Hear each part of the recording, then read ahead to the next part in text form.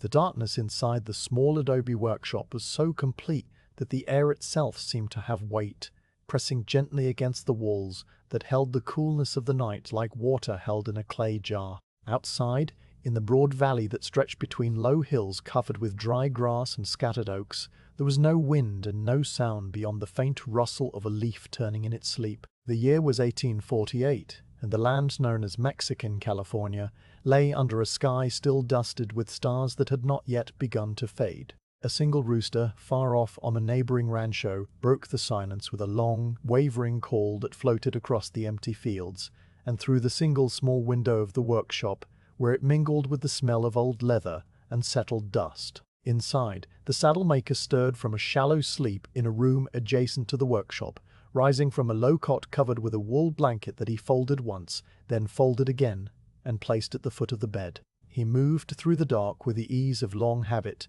his bare feet finding the smooth, packed earth of the floor, his hand brushing the rough plaster of the wall as he stepped through the low doorway into the space where he would spend the long day. The air in the workshop was cooler than the air in his sleeping room, and it carried the deep, rich scent of tanned cowhide that had been soaking into the rafters for years, a scent that was not sharp but mellow,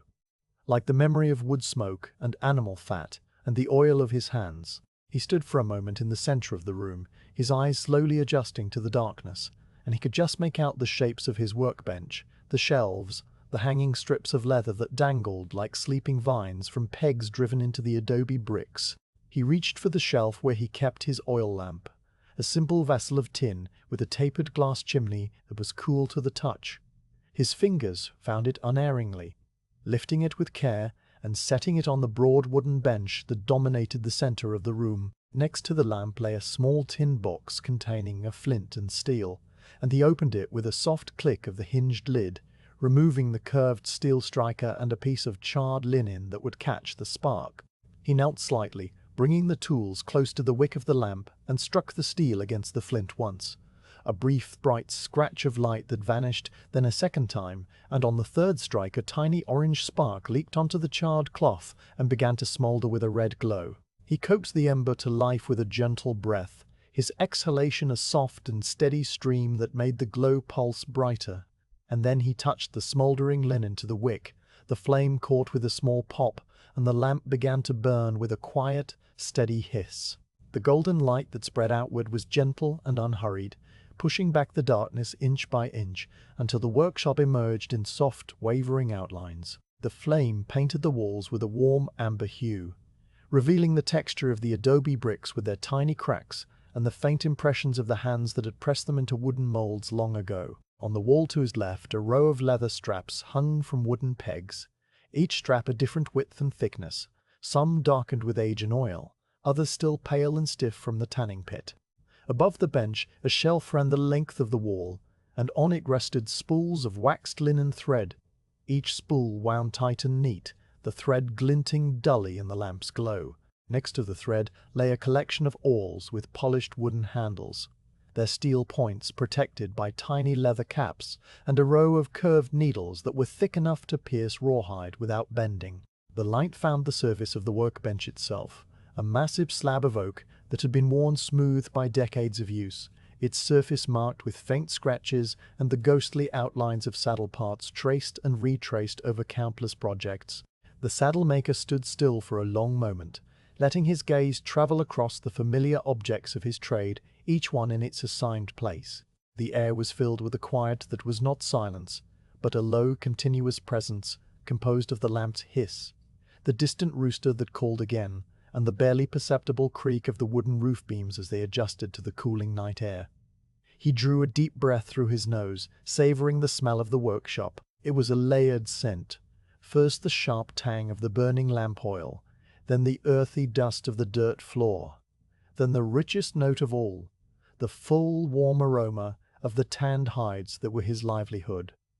The smell of leather was everywhere. It rose from the large side of cowhide that lay rolled on a low shelf beneath the window. It seeped from the scraps piled in a wooden bin in the corner, and it clung to his own hands, even when he washed them in the trough outside. He walked slowly to the door of the workshop, a heavy wooden door set on iron hinges that he unlatched with a single practiced movement.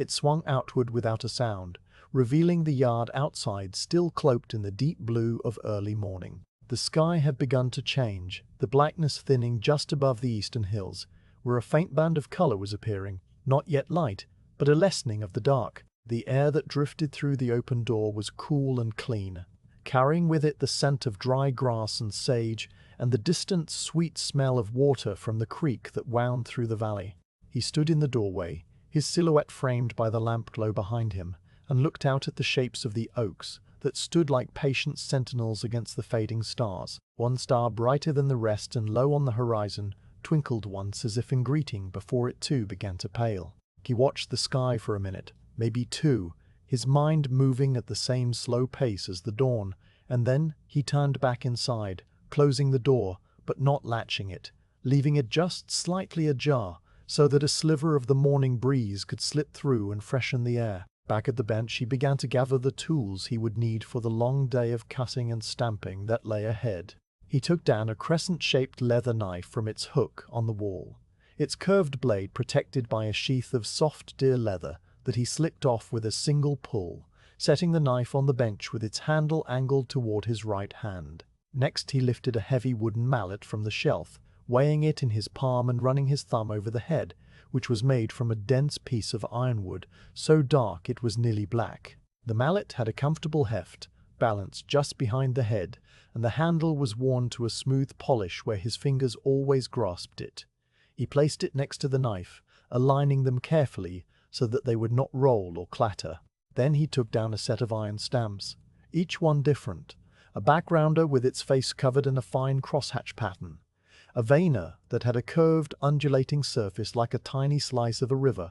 a cedar with a sharp point surrounded by a circle of little bumps, and a pear shader that tapered to a smooth, rounded end. He laid these out on a strip of dark felt that he kept rolled for just this purpose, spreading the felt across the corner of the bench and arranging the stamps in a neat row according to the order he would use them. The workbench, now illuminated fully by the lamp whose flame had steadied to an even golden point, seemed to wait with a patience that matched his own. He took a rag from a hook and wiped the surface of the bench, removing a thin film of dust that had settled overnight. And then he turned his attention to the large side of cowhide that rested on a low shelf near the window. The hide was rolled loosely, its rough side out, and it was heavy, so heavy that he had to brace one knee against the shelf to lift it onto the bench without dragging it across the dirt floor. He unrolled it slowly, the leather crackling softly as it flattened, revealing a surface that was smooth and pale brown on the grain side, with a slight waxy feel that came from the fats, still deep within the fibers. This hide had come from a steer slaughtered the previous autumn, and it had been soaking in a weak solution of tree bark and water for many weeks, then stretched and scraped and dried in the shade of a ramada until it was firm and clean. The saddle maker had traded a set of braided rawhide reins for it, and he had been waiting for the right commission to put it to use. The vaquero who had ridden in 2 weeks earlier, a quiet man with deep-set eyes and a jacket of coarse brown wool, had asked for a saddle that would last him through years of riding the coastal ranges, a saddle with a deep seat and wide fenders that would spread the weight across the horse's back, a saddle stamped with a pattern of vines and flowers that would honor the tradition of his grandfather, who had ridden these same hills. The saddle maker had accepted the commission with a nod, and now, on this still morning before the heat of the day, he was ready to begin. He ran his hand over the surface of the hide, palm down, fingers slightly spread, moving from the left edge to the right in one long, slow, continuous motion. The leather was cool to the touch, cooler than the air, and it felt dense and alive under his skin. He could feel the slight variations in thickness, the places where the animal's muscles had once flexed and pulled, leaving a subtle grain that was slightly looser, slightly more textured. He noted a small scar near one edge, a healed cut that had closed over with darker tissue, and he made a mental note to avoid that section when cutting the seat, for the seat needed flawless leather that would stretch evenly under the vaquero's weight. He lifted the edge of the hide, let it fall back, and tested its stiffness. It was dry and would not cut cleanly without first being softened, so he would need to soak a portion of it in water before he could trace his patterns. He decided to wet the leather later, once the sun was fully up and the air had warmed enough to dry it without making it brittle. For now, He simply stood at the bench, his hands resting lightly on the cool, smooth hide, his breathing slow and deep. The lamplight flickered once, then steadied again, casting his shadow long and soft against the wall behind him. He could hear the first birds beginning to stir outside. A single clear note from a meadowlark and the answering chitter of a sparrow. From the same neighboring rancho, the rooster crowed again, and this time another rooster, further away, answered it with a fainter, more distant call that rolled across the valley like a stone dropped into still water. The saddlemaker listened to these sounds without focusing on them, letting them blend into the background of his awareness, as much a part of the morning as the light that was now definitely growing outside, turning the oiled cloth of the window from black to a deep, translucent grey. He moved to the small adobe hearth that was built into one corner of the workshop, a hearth he used only for heating water and mixing his dyes, and he lit a small fire of dry oak twigs that he kept in a basket nearby. The fire caught quickly, the flames dancing yellow and orange, and he set a clay pot of water on the iron grate to warm. While the water heated, he returned to the bench and took down the paper patterns that he would later trace onto the leather. They were stored in a flat wooden box, each pattern folded carefully along its creases. He set them aside for now, not yet ready to begin the cutting, and instead he simply stood in the center of the room, letting the quiet of the morning settle around him like a familiar cloak. The fire crackled softly, the lamp hissed, the water began to murmur in its pot, and the saddle-maker waited for the day to unfold with the same slow, certain rhythm that it always followed, a rhythm that required nothing more than his presence and his hands. The pale light that had been nothing more than a suggestion when the saddle-maker first opened his door now grew steadily stronger, seeping through the oiled cloth of the window until the weave of the fabric became visible as a grid of fine threads. The lamp on the bench continued to burn, but its circle of gold retreated slightly as the grey light of dawn overtook it, and the shadows in the corners of the room softened from black to a dusty brown. Outside, the birds had fully awakened, and their calls now came not as single notes but as a continuous, interwoven chorus of meadowlarks, sparrows,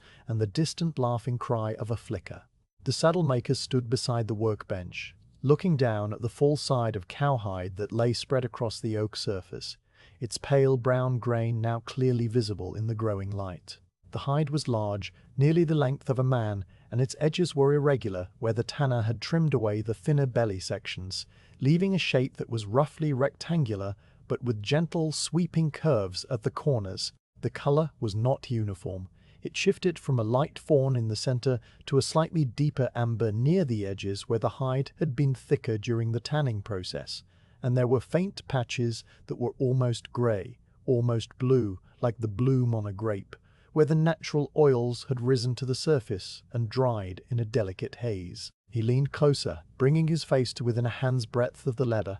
and he let his eyes travel over the surface with the same slow attention that a reader might give to a page of dense text. The grain was made up of millions of tiny pores, each one a minute indentation where a hair had once grown, and they were arranged in patterns that flowed across the hide like the currents in a slow river, subtly changing direction as they followed the contours of the animal's living body. In some places the grain was tight and compact, the pores so small they were nearly invisible, and this was the leather he would want for the seat, for it would resist stretching and hold its shape. In other places the grain loosened, the pores growing larger and more widely spaced, and the leather here was softer, more pliable, suitable for the fenders that would hang down the horse's flanks and needed to flex without cracking. He saw the small scar he had noticed earlier in the dimness of the lamp, a line of darker tissue that curved like a crescent moon near the left edge, and he traced it lightly with the tip of his finger, feeling the slight ridge where the collagen fibers had knit together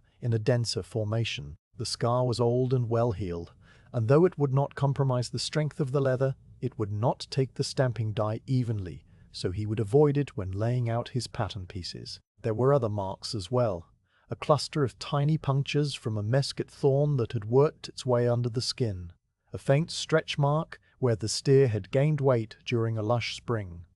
and a place where a brand had been burned into the hide, but then scraped away during the tanning, leaving only a ghost of its original shape. Each mark told a small story of the animal's life, and the saddle-maker read them without conscious thought. his mind merely cataloguing them as features to be navigated in the work ahead. He straightened up, stretched his back with a small, quiet movement, and walked across the workshop to where a shallow wooden trough rested on two low sawhorses against the far wall. The trough was made of long planks of pine that had been joined with tongue and groove edges and sealed with a mixture of pine pitch and beeswax, and it was deep enough to hold several inches of water without leaking. A fine layer of dust had settled on its bottom, and he wiped it out with a damp rag that he rinsed in a bucket of water he had drawn from the well the previous evening. The water in the bucket was cool and clear, and he poured it into the trough in a slow, steady stream, the sound of it splashing against the wood, a clean, bright note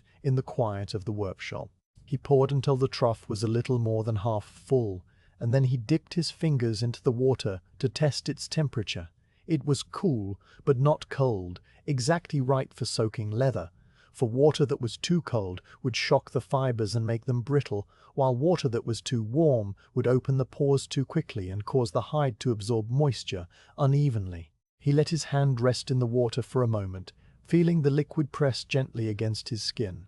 and then he wiped his hand on his apron and returned to the bench. Now came the task of selecting the exact portion of the hide that he would cut for the saddle. He lifted the right edge of the cowhide and folded it back onto itself, exposing the rough, suited underside that was still slightly fuzzy with the remnants of the flesh membrane. The smell that rose from the folded leather was richer and earthier than the surface scent, carrying a faint hint of the lime that had been used to loosen the hair during tanning and the tannic acid of the oak bark liquor. He worked his way around the bench, folding and unfolding different sections, pressing his palm flat against the leather to feel its thickness, pinching a fold between his thumb and forefinger to gauge its flexibility. The ideal section for the saddle seat lay in the center of the hide, where the animal's back had been broadest and the skin had been thickest, for this was the leather that would bear the vaquero's weight day after day without stretching or tearing. He marked this area by pressing his thumbnail into the surface,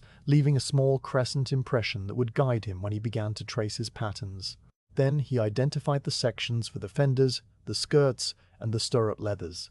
each one chosen according to the required balance of strength and suppleness, and he marked each with another small thumbnail impression, so that the surface of the hide now bore a small constellation of faint crescents like the map of an unseen territory. The sun had risen fully above the hills by now, and a shaft of golden light fell through the window at a low angle, striking the workbench and illuminating a diagonal band across the wood. In this band of light, the dust motes that had been invisible in the shadows now appeared as a slow, drifting cascade of tiny particles, each one turning and tumbling in the still air with a motion that was almost hypnotic. The saddle maker paused to watch them for a moment, his hands resting motionless on the leather, and he felt the day's rhythm beginning to establish itself in the quiet rise and fall of his breathing. The heat of the sun had not yet begun to build, but he could sense it waiting just beyond the coolness of the morning, a presence that would gradually fill the workshop and change the way the leather felt under his hands,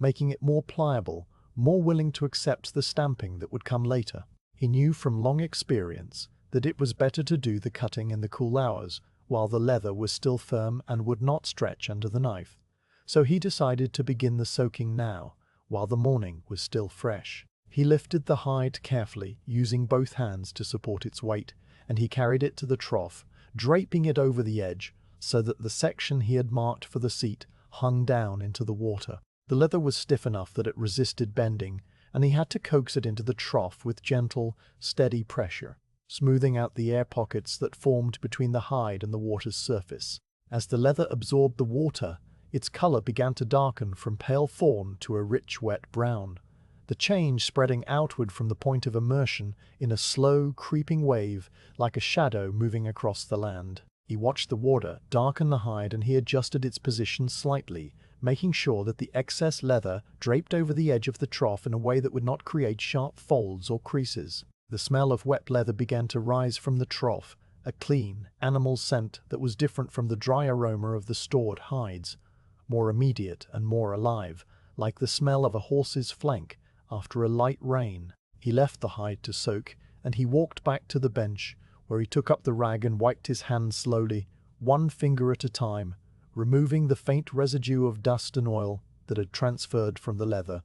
The soaking process could not be rushed. If the leather was removed too soon, it would still be stiff in the center and would cut unevenly, leaving a ragged edge that would be difficult to stitch. If it was left too long, the fibers would become waterlogged and weak, and the leather would lose its resilience, stretching out of shape during the tooling and never quite returning to its proper form. The saddle maker knew the correct point of saturation by feel, a knowledge that had come to him over many years and could not be explained in words. He waited, and while he waited, he occupied himself with small tasks that kept his hands moving and his mind at rest. He walked to the shelf and took down a small jar of oil, dipping a clean rag into it and wiping down the blade of the crescent-shaped knife to prevent rust from forming while he worked. He checked the edge of the knife against the light, looking for any nicks or dull spots, and he stropped it lightly on a piece of leather charged with fine abrasive powder, drawing the blade across the strop in long, smooth strokes that made a soft, whispering sound. He arranged the paper patterns on the bench, smoothing out their creases and weighing down the corners with small, smooth stones that he kept in a jar for this purpose. Stones that had been worn round by the waters of a creek and were pleasant to hold. He filled a small clay cup with water from the bucket and set it beside the bench so that he could wet his fingers during the tracing, a trick that helped the stylus glide more smoothly over the leather. Every few minutes, he returned to the trough and tested the leather. He would lift the submerged edge out of the water, letting it drip for a moment, and then he would bend it between his fingers, feeling the resistance change from the hard, board-like stiffness of dry leather to something softer, more yielding, a pliability like the flex of a thick piece of felt. The first time he checked, the center of the hide was still rigid, only the very surface having absorbed water. The second time, a few minutes later, the pliability had spread inward, but he could still feel a hard core that resisted his pressure. The third time, the leather bent easily, with no hard center, and when he pinched a fold between his fingers, it held the crease for a moment, before slowly relaxing, a sign that the fibers were thoroughly dampened but not saturated to the point of weakening. He nodded to himself. A single, barely perceptible movement of his head, and he lifted the hide from the trough, supporting its weight carefully, so that the water would drain back into the trough without splashing.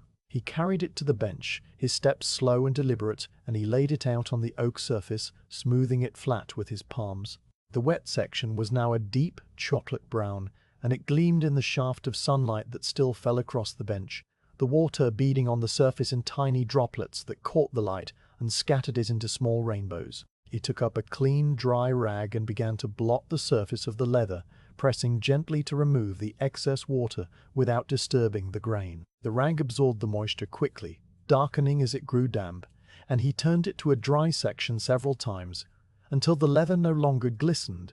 but simply appeared a darker, richer shade, its surface cool and slightly tacky to the touch. Now the leather was ready for the next step, the tracing of the patterns that would define the shape of the saddle. But before he began that work, the saddle maker stood still for a long moment, his hands resting on the damp leather, his eyes moving over the workshop with a quiet satisfaction. The fire in the hearth had burned down to a bed of glowing coals that pulsed with a soft orange light. The lamp on the bench still burned with a small, steady flame, and the birds outside had grown quieter as the morning advanced, their dawn chorus settling into the intermittent calls of midday. A slight breeze stirred the oiled cloth of the window, making it billow inward and then relax, and the dust motes in the shaft of sunlight swirled and danced with renewed energy. The saddle maker drew a deep breath, feeling the coolness of the damp leather under his palms, and he let the stillness of the workshop settle around him like a blanket. A stillness that had been here before he arrived and would remain long after he was gone, a stillness born of patient work and quiet hours and the slow, careful transformation of raw hide into something that would carry a man across the wide golden hills. The damp leather lay spread across the oak workbench, its surface now a deep, cool brown that seemed to drink the sunlight rather than reflect it. The saddle maker stood beside the bench, his hands resting lightly on the edge, and he let his breathing settle into a slow, even rhythm before he reached up to the high shelf where he kept his patterns. The shelf was a simple plank of pine supported by two wooden brackets, and on it rested a flat box made of thin cedar boards that had been joined with tiny brass nails. The box was old, its corners worn round and its lid darkened by the oil of many hands, and he lifted it down with both hands, setting it on the corner of the bench where it would not disturb the wet leather. He opened the lid, which moved on small iron hinges without a sound,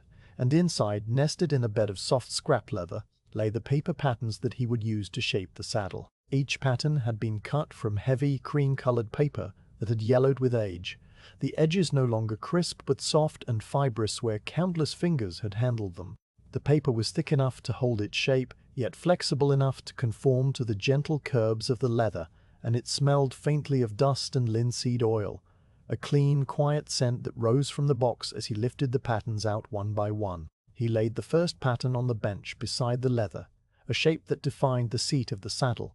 a broad oval with a slight waist at the center where the rider's thighs would rest. The pattern was creased down the middle from being folded for storage, and he smoothed it flat with the heel of his hand, pressing out the fold until the paper lay perfectly even. Next he brought out the pattern for the skirts, two large rounded pieces that would extend backward from the seat to distribute weight across the horse's back, and then the fenders, long shapes that would hang down the flanks, and finally the narrow strips for the stirrup leathers, which were simple rectangles with rounded ends. He arranged all the patterns on the dry portion of the bench, weighing them down with the smooth creek stones he had gathered earlier, and he stood for a moment looking at them as a whole, visualizing how they would nest together on the hide to use every usable inch without waste. The light from the window had shifted by now, the shaft of gold having climbed higher on the wall and grown broader, and the dust motes in its path swam in lazy spirals that matched the unhurried pace of his thoughts.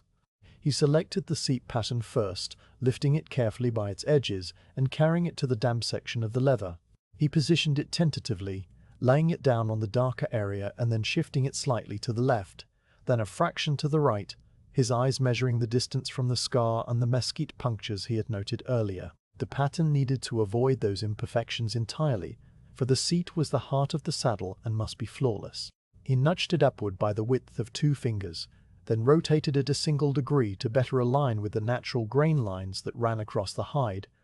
and when he was satisfied, he pressed it flat with his palm so that the dampness of the leather below would hold it gently in place. The paper absorbed a slight bloom of moisture from the hide, darkening faintly at the edges, and the smell of wet leather mixed with the dusty scent of the pattern itself. From a small clay cup on the bench, he took up his tracing stylus, a tool he had made himself from the leg bone of a deer, the bone polished to a warm ivory sheen by years of use. The stylus was about the length of his hand, one end tapered to a blunt point that was smooth as glass, the other end rounded into a comfortable knob that fit into the hollow of his palm. He held it lightly between his thumb and first 2 fingers, not gripping it, but cradling it,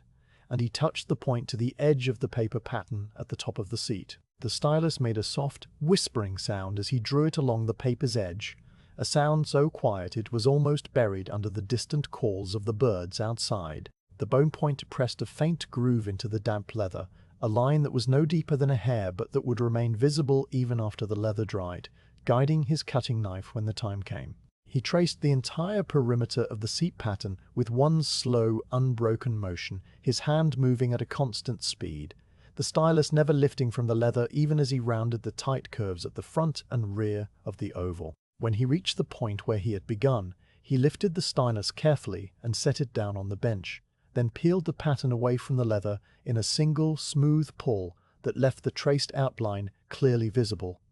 a slender valley of darker brown against the already dark surface. He repeated this process for the right skirt, taking up its pattern and laying it on a fresh section of damp hide, rotating it and sliding it until it fit neatly beside the traced seat with just enough space between them for a cutting margin. He traced its outline with the same slow, deliberate motion, the stylus whispering along the paper's edge while his other hand held the pattern flat. The shape was simpler than the seat, a broad curve with a straight edge where it would join the saddle tree, and the tracing took less time, though he did not hurry. Then came the left skirt, a mirror image of the right, and he paused to count under his breath, a faint murmur of numbers that helped him ensure the 2 skirts were symmetrical, their dimensions matching exactly. He shifted the left skirt pattern by a hair's breadth, aligning it more precisely, and then traced it, the groove it left in the leather, a perfect counterpart to its twin. The fenders came next, long and narrow shapes that curved gently at the top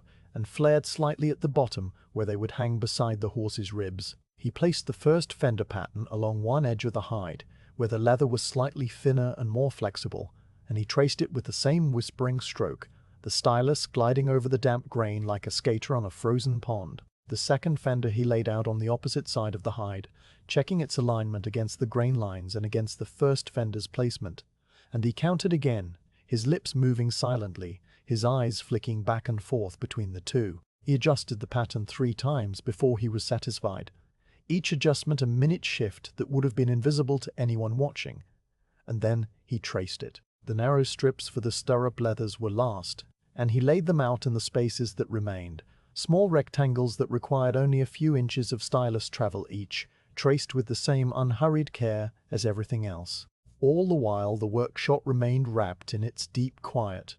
a quiet that was not emptiness but a kind of presence, full and steady. The sound of the stylus was so faint that it seemed almost imagined, a dry, silky whisper that began and ended with each stroke. Occasionally, the wooden bench gave a soft creak as the saddlemaker shifted his weight, a sound that was low and brief, like the groan of an old tree adjusting to the wind. Outside, the birds continued their intermittent calls, a sparrow's sharp chip, a meadowlark's liquid warble, but these sounds came from a great distance now, as if the workshop existed in a pocket of silence separate from the wider world. The oil lamp still burned on its corner of the bench, though its light was now almost invisible in the full daylight, reduced to a small pale flame that shivered slightly in a draught too faint to feel. The shadow of the oak tree that stood in the yard outside the window had begun its slow journey across the packed earth. When the saddle-maker had first taken down his patterns, the shadow had been a dark pool directly beneath the tree's canopy. But as the sun climbed higher in the sky, the shadow had stretched eastward, its edge creeping inch by inch across the bare ground, like a tide made of coolness. The saddle-maker glanced up occasionally as he worked, not with any focused attention, but simply because his eyes rested on the window now and then, and he saw the shadow lengthening, its shape becoming more elongated as the angle of the sun changed. A slight breeze stirred the leaves of the oak, making the shadow on the ground shimmer and dance, and the oiled cloth of the window billowed inward softly, carrying with it the dry scent of grass and the faint, sweet tang of sage from the hills. He had traced all the major pieces now, and the surface of the leather bore a network of faint grooves that described the entire saddle in 2 dimensions, a map of what was to come. But the work was not yet finished. There were smaller markings to make, internal guidelines that would help him position the stamping patterns later, and these he traced freehand without the aid of paper templates. He took up the stylus again and drew a series of light lines across the seat piece, parallel guide marks that would define the borders of the tooled floral design. He used a straight strip of wood that he had planed long ago to serve as a ruler, holding it down with his left hand while his right traced the stylus along its edge. The ruler was worn smooth and was darkened with the same oils that marked the patterns, and it made a soft, solid sound when he set it down on the bench. He drew lines across the fenders as well, curving guide marks that followed the sweep of the leather, and he paused frequently to sight along them, closing one eye and checking the flow of the curves with a gaze that was both relaxed and intensely focused. As he worked, he counted under his breath in a soft, rhythmic murmur that was barely audible, a habit so ingrained that he did not notice himself doing it. The numbers were not precise measurements but a kind of cadence, a way of keeping time with the movements of his hands, and they blended with the whisper of the stylus and the creak of the bench until all the sounds became a single, continuous texture. The light in the workshop had changed again, the shaft of direct sun now gone from the bench and risen to the wall above, where it illuminated a section of adobe plaster and a single wooden peg from which hung a coil of braided rawhide. The light was no longer golden, but a sharper, paler white, and the shadows in the corners of the room had lightened to a soft grey. The dust motes that had been dancing in the beam were now gone, replaced by the still clear air of mid-morning. The saddle maker set down the stylus and took up a clean, dry cloth to wipe the bone point, which had accumulated a slight residue of damp leather fibers during the tracing. He wiped it carefully, turning the cloth to a fresh section, and then he placed the stylus back in the clay cup where it would be safe. He studied the traced lines on the leather, walking slowly around the bench to view them from different angles, his head tilted slightly as if listening to a distant sound. The lines were clean and continuous, with no wavering or gaps, and the symmetry between the left and right pieces was as perfect as his eye could make it. He nodded once, a barely perceptible dip of his chin, and then he began to collect the paper patterns, stacking them carefully in their order of use, and returning them to the cedar box. The lids settled into place with a soft, hollow sound, and he ran his hand over its surface once before lifting the box to the high shelf. The damp leather remained on the bench, its surface now inscribed with the architecture of the saddle, the faint grooves holding the memory of the stylus. The saddle maker placed the creak stones in a jar beside the bench and folded the felt strip that had held his stamping tools, setting it aside for later. He dipped his fingers in the bucket of water and wiped them on his apron, and then he stood at the window, looking out at the yard where the oak tree's shadow had now crept halfway to the door. The sky was a deep, cloudless blue, the kind of blue that seemed to hold the heat of the day in suspension, and the far hills shimmered faintly in the distance. A hawk circled high above, its wings motionless on a rising current of warm air, and the saddle-maker watched it for a long time, his breathing slow and measured, his mind as still and quiet as the workshop around him. With the faint grooves of the traced pattern still visible on the damp leather, the saddle-maker turned his attention to the crescent-shaped knife that lay waiting on the corner of the bench. He had wiped it down earlier with an oiled rag, and the blade now gleamed with a dull, liquid luster, the kind of shine that old steel acquires after years of careful keeping. He lifted the knife and held it up to the light, turning it slowly, so that he could examine the edge from every angle. The blade was curved like a new moon, its belly sweeping outward in a gentle arc that would allow him to draw long, continuous cuts without lifting the steel from the leather. The handle was made of walnut, dark and dense, its surface worn to a polish that matched the bone stylus in its smoothness, and it fit into his right hand as though it had grown there, the swell of the grip settling naturally into the hollow of his palm. He tested the edge by touching it lightly with the pad of his thumb, not pressing hard enough to cut, but simply feeling the sharpness as a faint cold bite against his skin. The knife was ready, and he set it down again on the cleanest part of the bench, its handle angled toward his right hand, just as he had arranged the mallet and stamps earlier. Before he began to cut, he took a moment to check the dampness of the leather one final time. He pressed his palm flat against the seat section, feeling the cool, pliant surface yield slightly under his touch, and then spring back when he lifted his hand. The moisture was still even throughout, no dry spots and no puddles, the ideal condition for a clean cut that would not fray or drag. He wiped his own hands on his apron, drying them thoroughly, for any slip of damp fingers on the knife handle could spoil the line. Then he positioned himself at the bench, his feet set a shoulder's width apart on the packed earth floor, his body centered before the seat piece that he would cut first. The shaft of direct sunlight had moved entirely off the bench by now, leaving the work surface in a soft, diffused light that cast no harsh shadows and made it easy to see the traced lines clearly. He took up the crescent-shaped knife and placed the tip of the blade at the start of the traced groove on the seat pattern, the point resting precisely in the narrow channel that the bone stylus had pressed into the leather. He drew a slow breath, and then began to pull the knife toward himself, the blade sinking through the damp fibers with a soft, steady sound that was not quite a slice, and not quite a whisper, but something between the two, a low, continuous shush that filled the quiet of the workshop. The leather parted cleanly, the cut edges separating to reveal the paler interior of the hide, a cross-section of fibers that looked like fine compressed wool. He did not rush. His hand moved at a measured pace, the knife traveling along the groove at a speed that allowed the blade to do the work without forcing, and he followed the curve of the seat's front edge with a smooth, unbroken motion, his wrist turning slightly to keep the blade perpendicular to the leather. When he reached the end of the first segment, he stopped and lifted the blade carefully, then repositioned it at the next section of the traced line, aligning the cut he had just made with the uncut groove ahead so that the two would join seamlessly. He continued this way around the entire perimeter of the seat piece, cutting in sections that flowed into one another, each pull of the knife covering a span of perhaps 6 inches before he paused,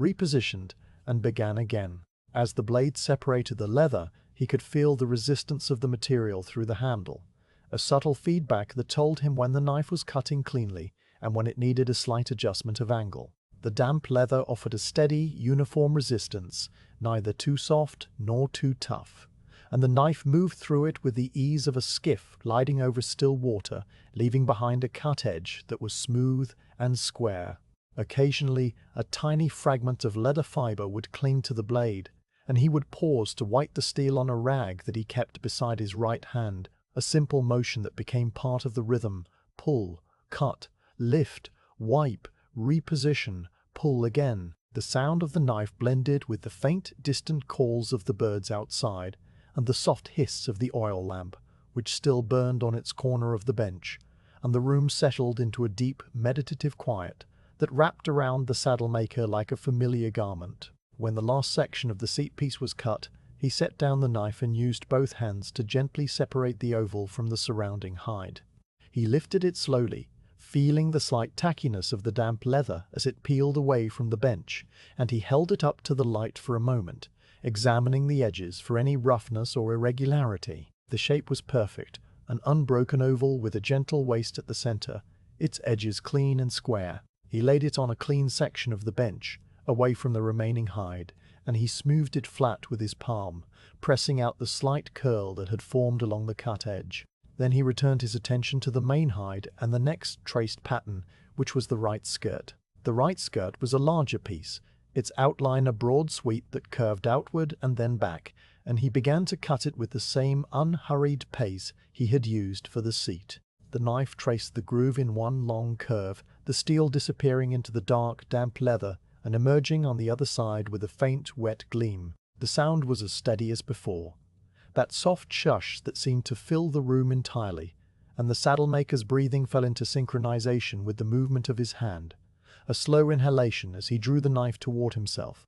a slow inhalation as he lifted and repositioned. He cut around the entire right skirt and then the left, and he paused to compare the two, holding them up side by side and checking their symmetry with his eyes narrowed in quiet concentration. They matched, two mirror shapes that would hang from the saddle tree in perfect balance, and he laid them on the bench beside the seat, stacking them carefully with the damp sides facing up so they would not stick together. The fenders came next, and these were more challenging because of their length and the gentle flare at the bottom. He began at the top of the first fender, where the pattern was narrowest, and he traced the grooved line with the knife in a series of long pulls that gradually widened as he approached the flare. The curve here was subtle, requiring him to rotate his wrist slowly as he cut,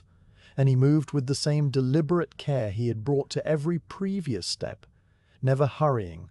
never forcing the blade beyond its natural path. The leather continued to part cleanly, the damp fibers separating with a faint wet sigh, and the cut edges revealed that same compressed wool-like interior that looked soft but was in fact incredibly strong. When the first fender was free, he set it aside and began the second, and by the time both fenders lay on the bench, the main hide had been reduced to an irregular frame with large voids where the major pieces had been removed. He now turned to the small remaining sections, the narrow strips for the stirrup leathers and the latigo and cinch attachments. These were simply rectangles with rounded ends, and they required only a few pulls of the knife each. He cut them with the same unhurried attention, though they were small and seemingly simple,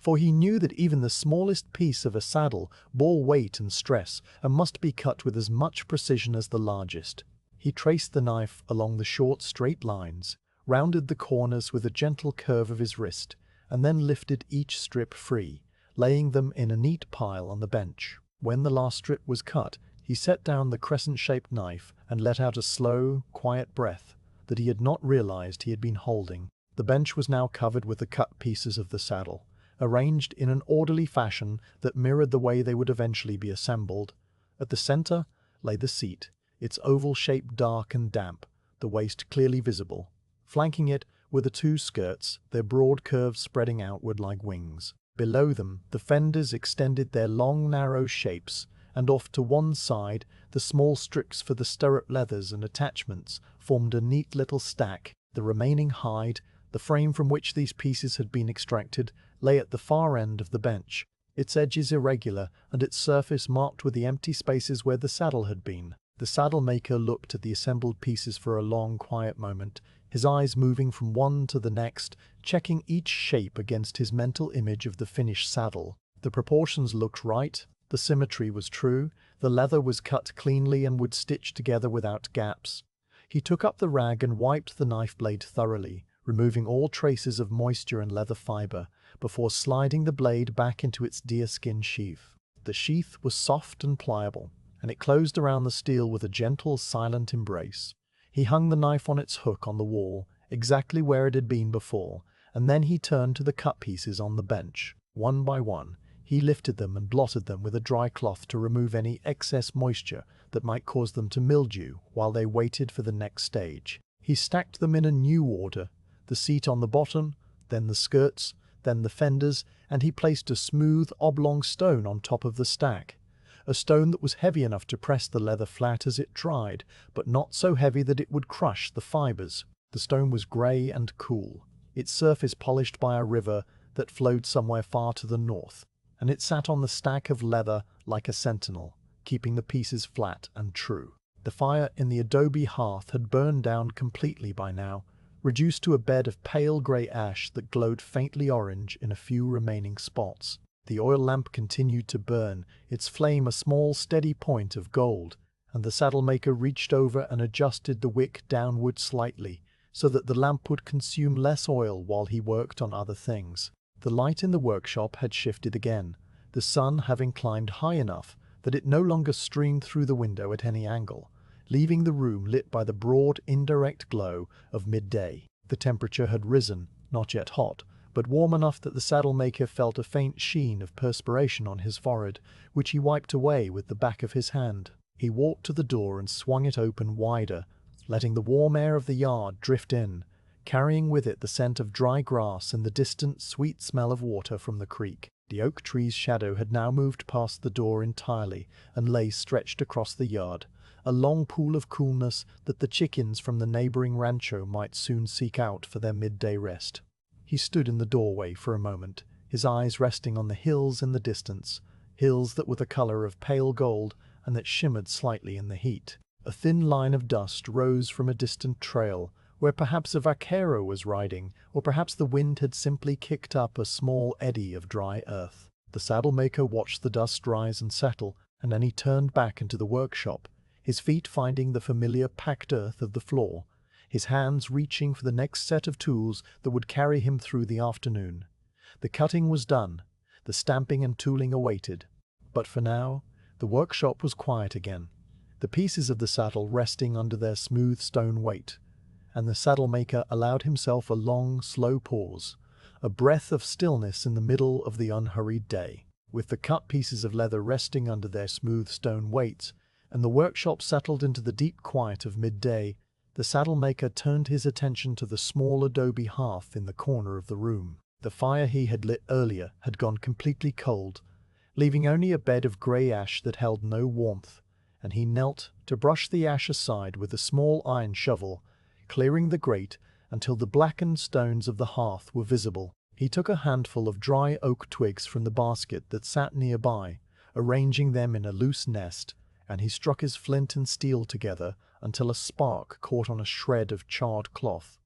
He blew gently, the flame waking with a soft, orange flicker that spread through the twigs and began to crackle. He added 2 larger sticks, then a split log of oak that would burn slowly, and he set the clay pot of water from earlier back on the grate to heat once more, for the dye he needed to prepare required water that was warm but not boiling, water that would open the fibers of the bark and draw out its dark essence. While the water heated, he walked to a low shelf near the hearth, where he kept his dye-making supplies in a series of clay jars covered with squares of parchment tied with twine. He took down a jar that contained chunks of dried oak bark, the bark having been gathered the previous spring from a stand of black oaks in a canyon 2 hours' ride to the east. The bark was dark and brittle, curled into rough tubes that smelled of earth and tannin, and he selected several of the largest pieces, breaking them between his fingers into smaller fragments that would release their color more readily. The sound of the bark cracking was dry and sharp,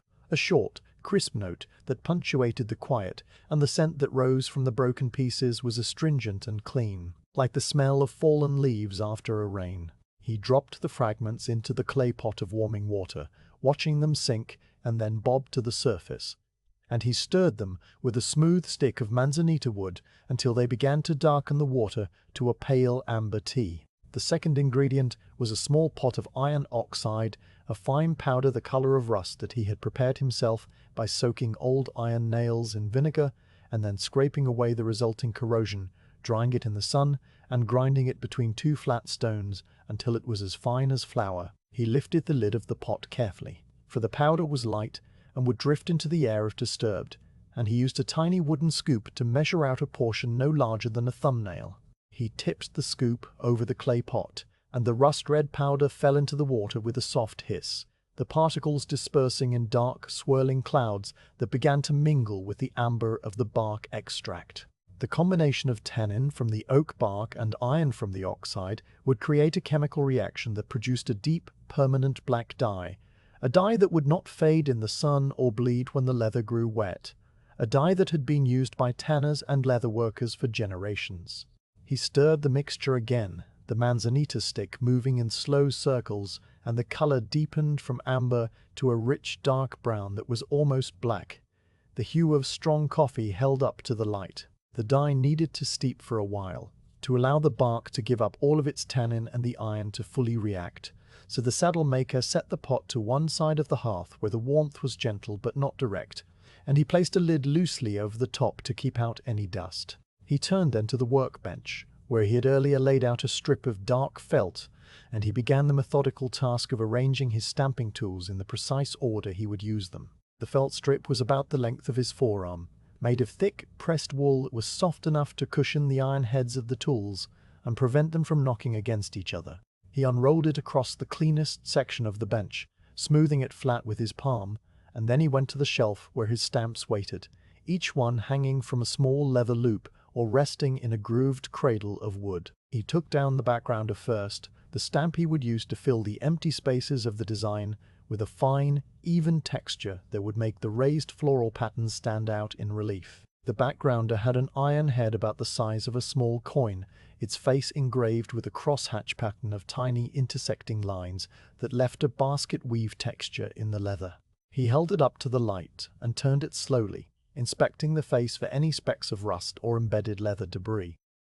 The crosshatch was sharp and clean, the lines precise, and he wiped the iron with an oiled rag that left a thin, protective film on the surface. The handle of the backgrounder was made of turned maple, polished by years of use until it gleamed with a soft, buttery luster, and it was slightly thicker in the middle, swelling to fit the grip of a hand. He placed it on the felt strip at the left end, the first in the order of work. The second tool was the viner, a stamp with a curved, undulating face that resembled a tiny slice of a river or the meander of a winding stream. The viner was used to create the flowing lines of stems and leaf edges, its rocking motion producing a continuous, wavy impression that gave life to the floral design. The iron head of the viner was narrower than the backgrounder, shaped like a curved wedge, with a series of shallow grooves carved into its face, and when pressed into damp leather, it left behind a line that was not straight, but gently rippling, full of subtle variation. The saddle maker examined its face as he had the backgrounder,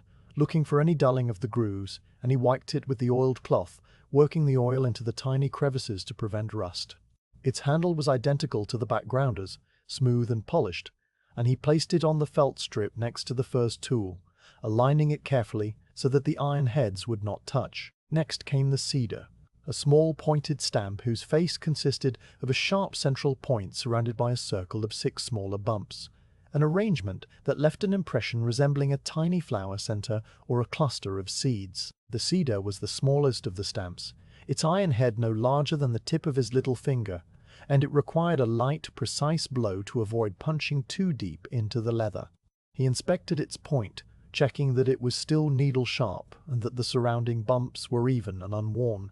and he wiped it with the rag, the oil darkening the iron to a deep blue-black. Its handle was slender and delicate, fitting into the hand like a pen, and he placed it on the felt beside the viner, where it lay like a small, sleeping creature. The fourth tool was the pear shader, named for its teardrop shape, a stamp that was used to soften the edges of petals and leaves, creating a gentle transition from the raised design to the depressed background. The pear shader had a smooth, rounded face that was slightly convex, and when struck lightly, it pushed the leather down in a gradual slope rather than a sharp step, giving the finished tooling a three-dimensional quality. The saddlemaker held it up to the light and ran his thumb over its polished surface, feeling the perfect, seamless curve of the iron, and he wiped it with the oiled cloth, taking care to reach the crevice where the iron joined the wooden handle. The handle was of the same turned maple as the others, warm and smooth, and he set the pear shader on the felt at the right end of the row, completing the primary set of stamps. There were other tools that he might use, specialty stamps with more intricate patterns, but these four would suffice for the commission at hand, for the vaquero had not asked for elaborate ornamentation, only a clean, traditional design of vines and simple flowers that would honor the memory of his grandfather. The saddle maker looked at the row of tools on the dark felt, their iron heads gleaming dully in the soft light, their wooden handles aligned like soldiers at rest, and he felt a quiet satisfaction in their order, their readiness, their quiet potential. He took the oiled rag and wiped each tool one more time, a final pass that removed any invisible dust, and then he folded the rag and set it aside. From a high shelf he now took down the mallet, the tool that would drive the stamps into the leather with controlled rhythmic blows. The mallet was a piece of art in itself, made from a dense block of desert ironwood that had been carved into a cylindrical shape with a slight taper toward the head. The ironwood was so heavy and hard that it had taken the saddlemaker's own father many hours to shape, working it with rasps and scrapers until it was perfectly balanced. The head of the mallet was about the diameter of a small orange, its striking face slightly convex and polished to a dark, waxy sheen by thousands of impacts against stamp handles. The handle was turned from a single piece of the same wood, fitting through a hole bored in the head and secured with a wedge driven into the top, and where the handle passed through the head, the wood had darkened with the oil of hands, and the faint, ghostly stain of iron oxide that had transferred over years of dye work. The mallet had a weight that was neither too heavy nor too light, a weight that would drive the stamps firmly without tiring his arm, and when he picked it up and held it in his right hand, the balance felt like a natural extension of his wrist. He gave the mallet a few experimental taps against the palm of his left hand, the blows landing with a soft, muffled thud,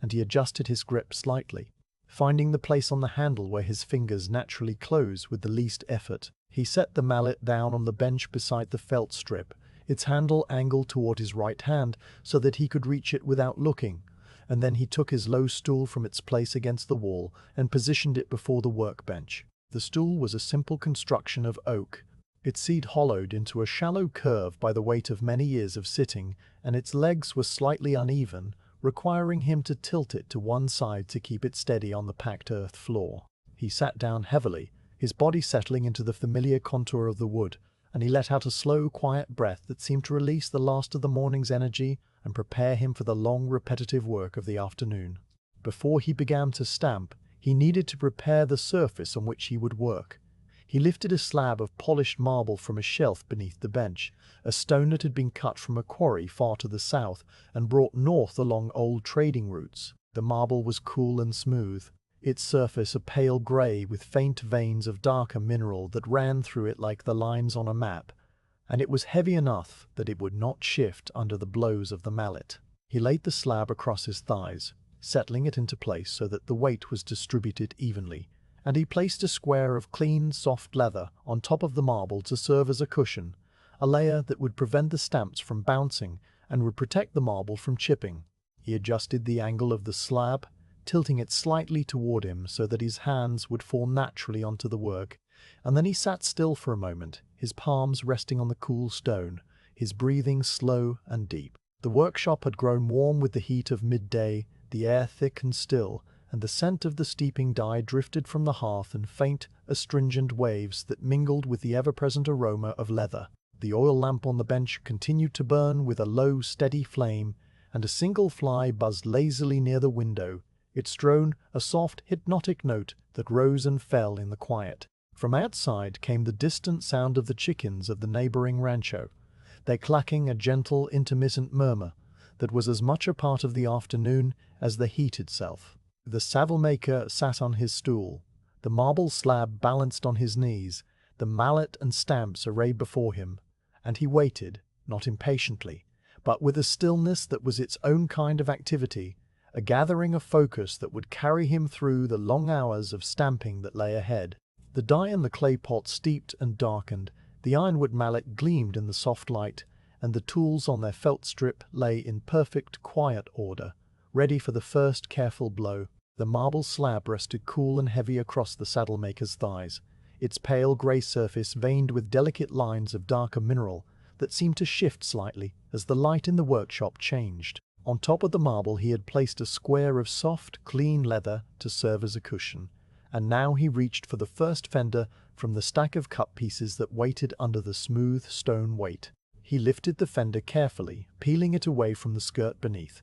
and he laid it across the cushioned marble with the damp grain side facing up, its long narrow shape extending from his knees nearly to his chest. The leather was still cool and pliable from its earlier soaking, and it accepted the curve of the marble with a gentle, natural flex, the edges lying flat without any tendency to curl. He smoothed the surface with his palm, pressing out the faint ripples that had formed during the cutting, and then he took up a small wooden block that he used to elevate the section he would stamp first, positioning it under the fender so that the leather would not bounce under the mallet blows. The block was made of pine, and was worn smooth on all sides, and it made a soft, solid sound as he set it into place. The clay pot of dye had been steeping on the hearth, and the saddle-maker rose from his stool to fetch it, crossing the workshop with slow, measured steps. He lifted the pot carefully, using a folded rag to protect his fingers from the warm clay, and he carried it back to the bench, setting it on a stable corner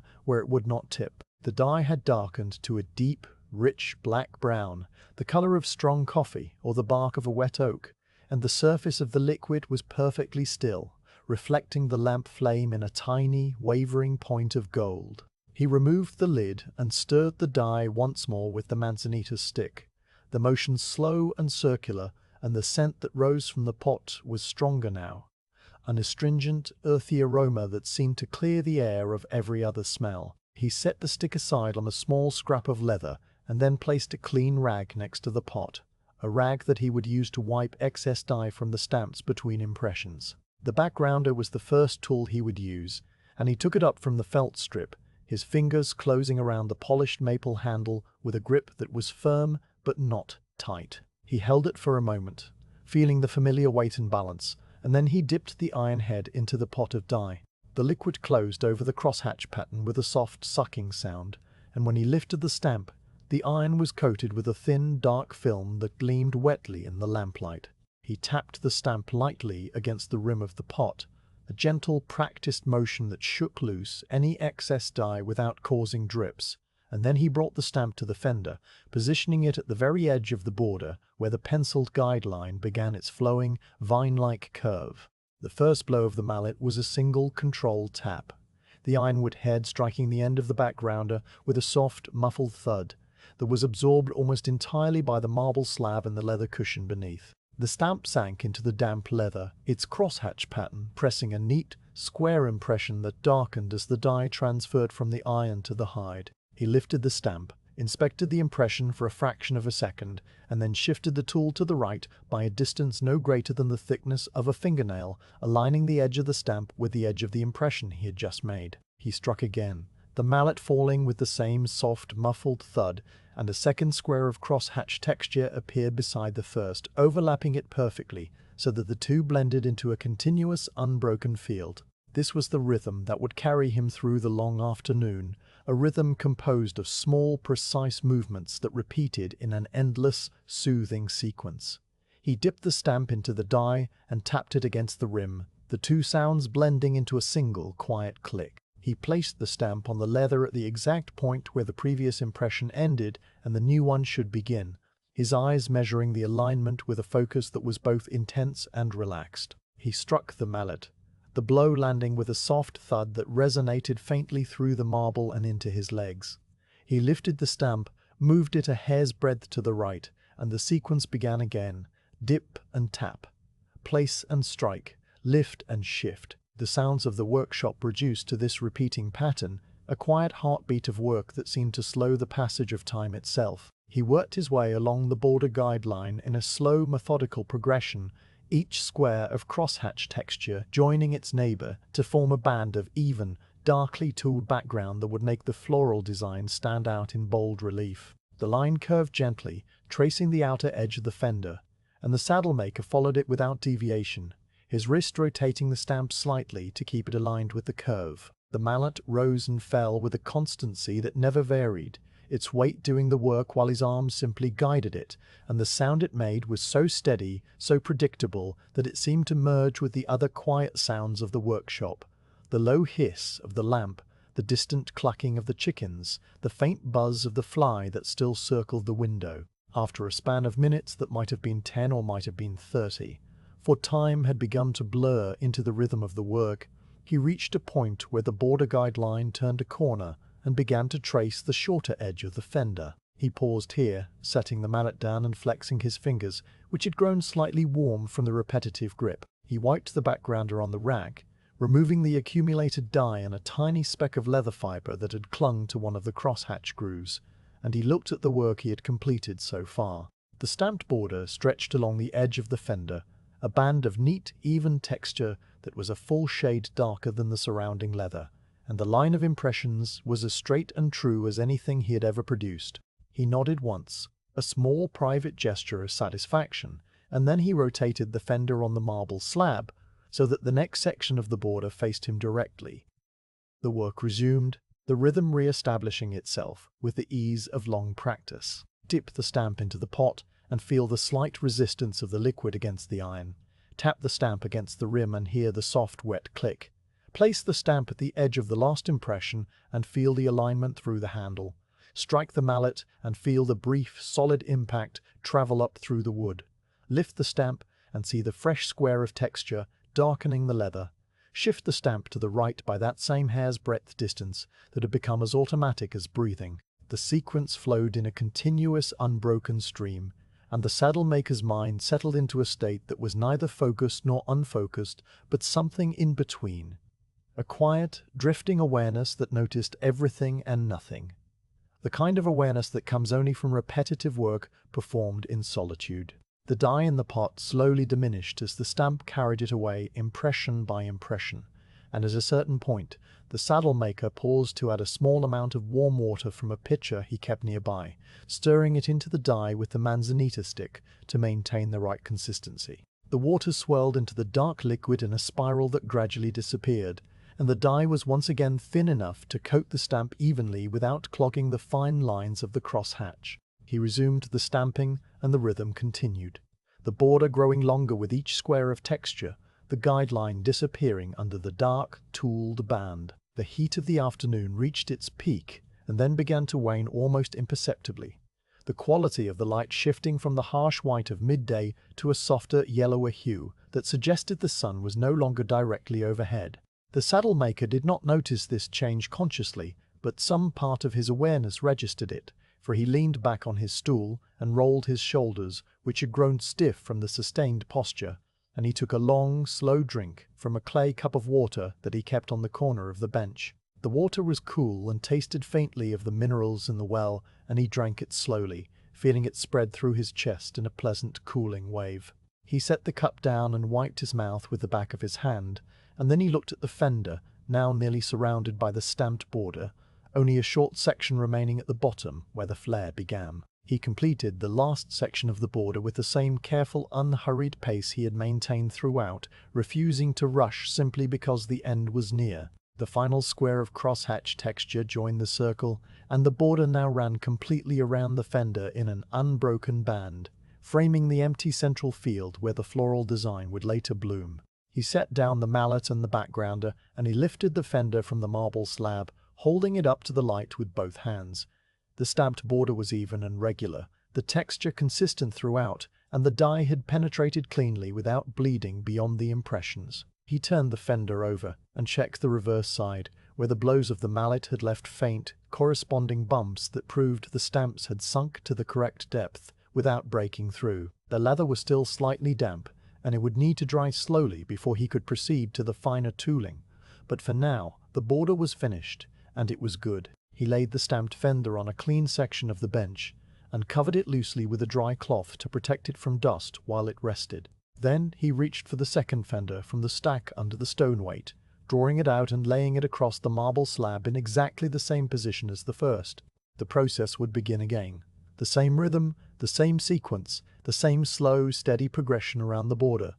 For the two fenders had to match perfectly, a mirror pair that would hang from the saddle in balanced symmetry. He dipped the backgrounder into the dye, tapped it on the rim, and placed it at the start of the penciled guideline. The first blow of the mallet fell with its soft, familiar thud. And the afternoon stretched on in its quiet, unhurried way.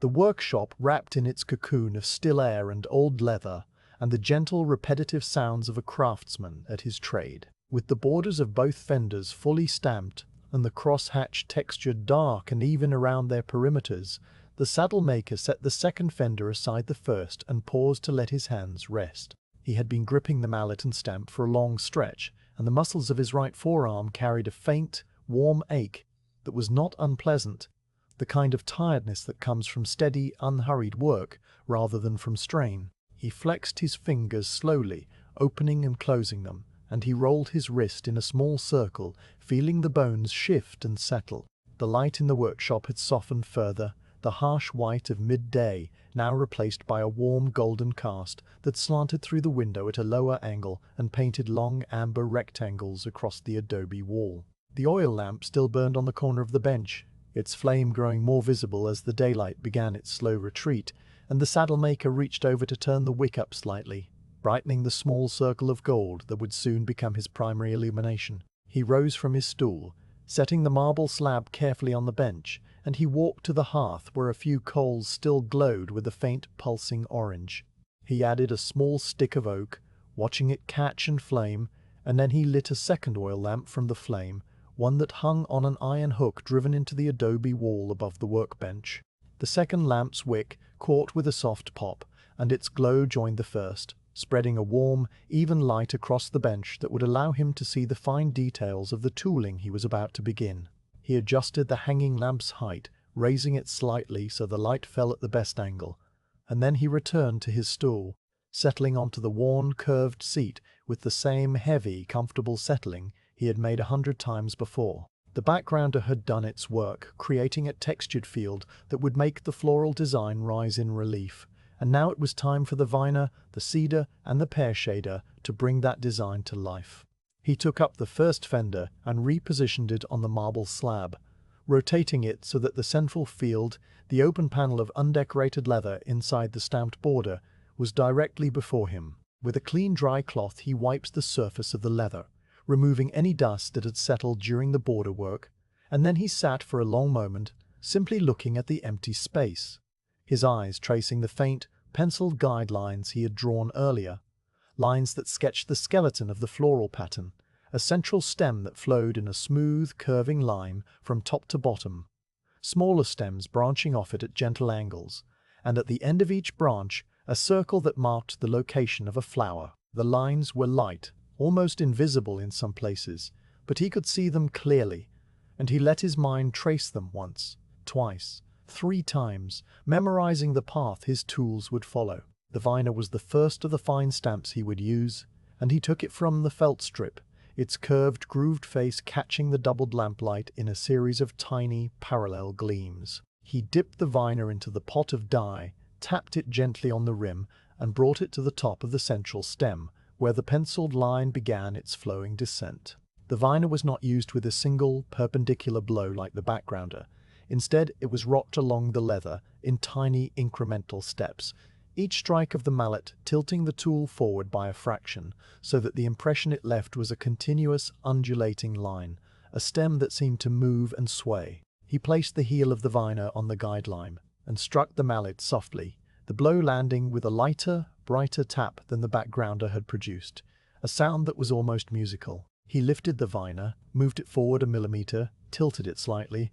and struck again, the second impression overlapping the first by half its width. The groove that appeared in the leather was not straight, but gently rippled, like the surface of a stalk that had grown under the influence of wind and sun, and it felt instantly alive, organic, a thing that belonged to the living world of plants rather than to the geometry of tools. He walked the viner down the central stem in this way, rocking and striking, each blow advancing the line by a tiny increment. The motion was slower than the backgrounder's square-by-square march, more deliberate, more attentive to the subtle variations of the guideline, and the saddlemaker's hand moved with a sensitivity that came from decades of practice, feeling the leather's response through the tool handle and adjusting the angle of each strike accordingly. When he reached a branch point, where a smaller stem diverged from the central line, he paused and lifted the viner, wiping its face on the rag before dipping it again into the dye. He started the branch with the same rocking motion, following the penciled guideline as it curved outward and upward, and the new stem was thinner than the central one, requiring him to tilt the viner more steeply so that only the narrowest part of the groove touched the leather. The branch stem flowed away from the main stem with a natural, organic curve, and when he reached the small circle that marked the site of a flower, he stopped and set the viner aside. Now the cedar came into play, the tiny pointed tool with the cluster of bumps surrounding its sharp center. He took it from the felt strip and dipped the tip into the dye, tapping it so lightly on the rim that almost no sound was produced, a whisper of a tap that removed only the faintest excess of color. He positioned the cedar at the center of the penciled circle and struck a single, controlled blow, the mallet falling with a quick, precise tap that was higher in pitch than the backgrounder's thud, a sharp little tick that seemed to hang in the quiet air for a moment before fading. The impression that appeared in the leather was a tiny, perfect flower center, a dark point surrounded by 6 evenly spaced indentations,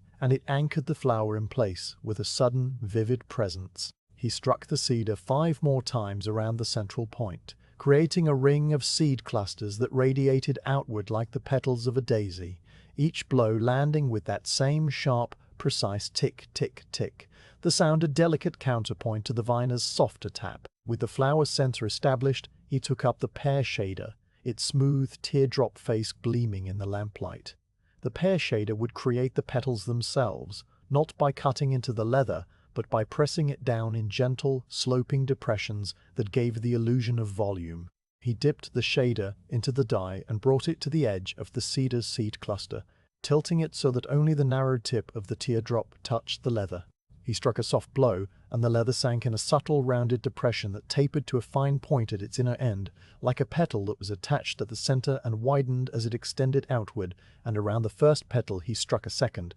overlapping it slightly, then a third, a fourth, a fifth, a sixth, until the flower was complete, a slightly, then a third, a fourth, a sixth petaled rosette that seemed to bloom upward from the dark, textured background. The flower complete, he returned to the viner and continued the stem downward, rocking the tool along the guideline toward the next branch point and the next flower that waited to be born. The pattern was repeated 6 times on each fender, 6 flowers connected by a flowing vine of stems and smaller curling tendrils that the viner's rocking motion traced with delicate, varied curves. At each flower he paused, switching to the cedar for the center and then to the pear shader for the petals, the 3 tools moving in a sequence that became as rhythmic as the border work, but far more varied, more creative, requiring his full attention to the minute variations of pressure and angle that made each flower distinct. No 2 flowers were exactly alike, for the saddle maker allowed his hand to respond to the leather's own grain and the subtle differences in dampness from one spot to another, and the result was a garden of tooled blossoms that seemed to have grown naturally from the hide rather than having been impressed into it by iron and wood. The afternoon faded as he worked, the golden light from the window deepening to a rich honeyed amber, and then beginning to dim as the sun sank toward the hills in the west. The shadows in the corners of the workshop thickened, and the 2 oil lamps became the dominant source of light, their flames steady and golden, casting a warm glow across the bench that seemed to isolate the saddle maker and his work from the rest of the world. The sounds of the stamping, the varied taps and ticks of mallet against tool handle continued without pause, and the smell of the leather dye, sharp and earthy, mingled with the oil of the lamps and the faint, sweet smoke from the hearth. The saddle maker worked on, his body moving in the same slow, deliberate rhythm, his mind lost in the quiet meditation of the craft.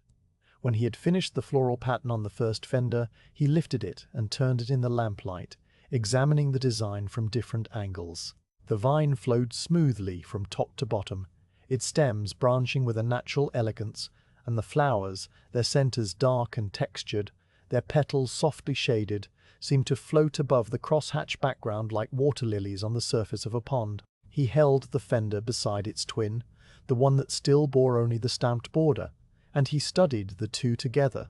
mentally mapping how he would replicate the pattern in mirror image so that the finished pair would be perfectly balanced. Then he set the completed fender aside with the same careful covering of dry cloth, and he lifted the second fender onto the marble slab, positioning it so that the empty central field faced him. The process began again, the same sequence of vein, seed, and shade, the same slow rocking motion of the viner down the penciled central stem.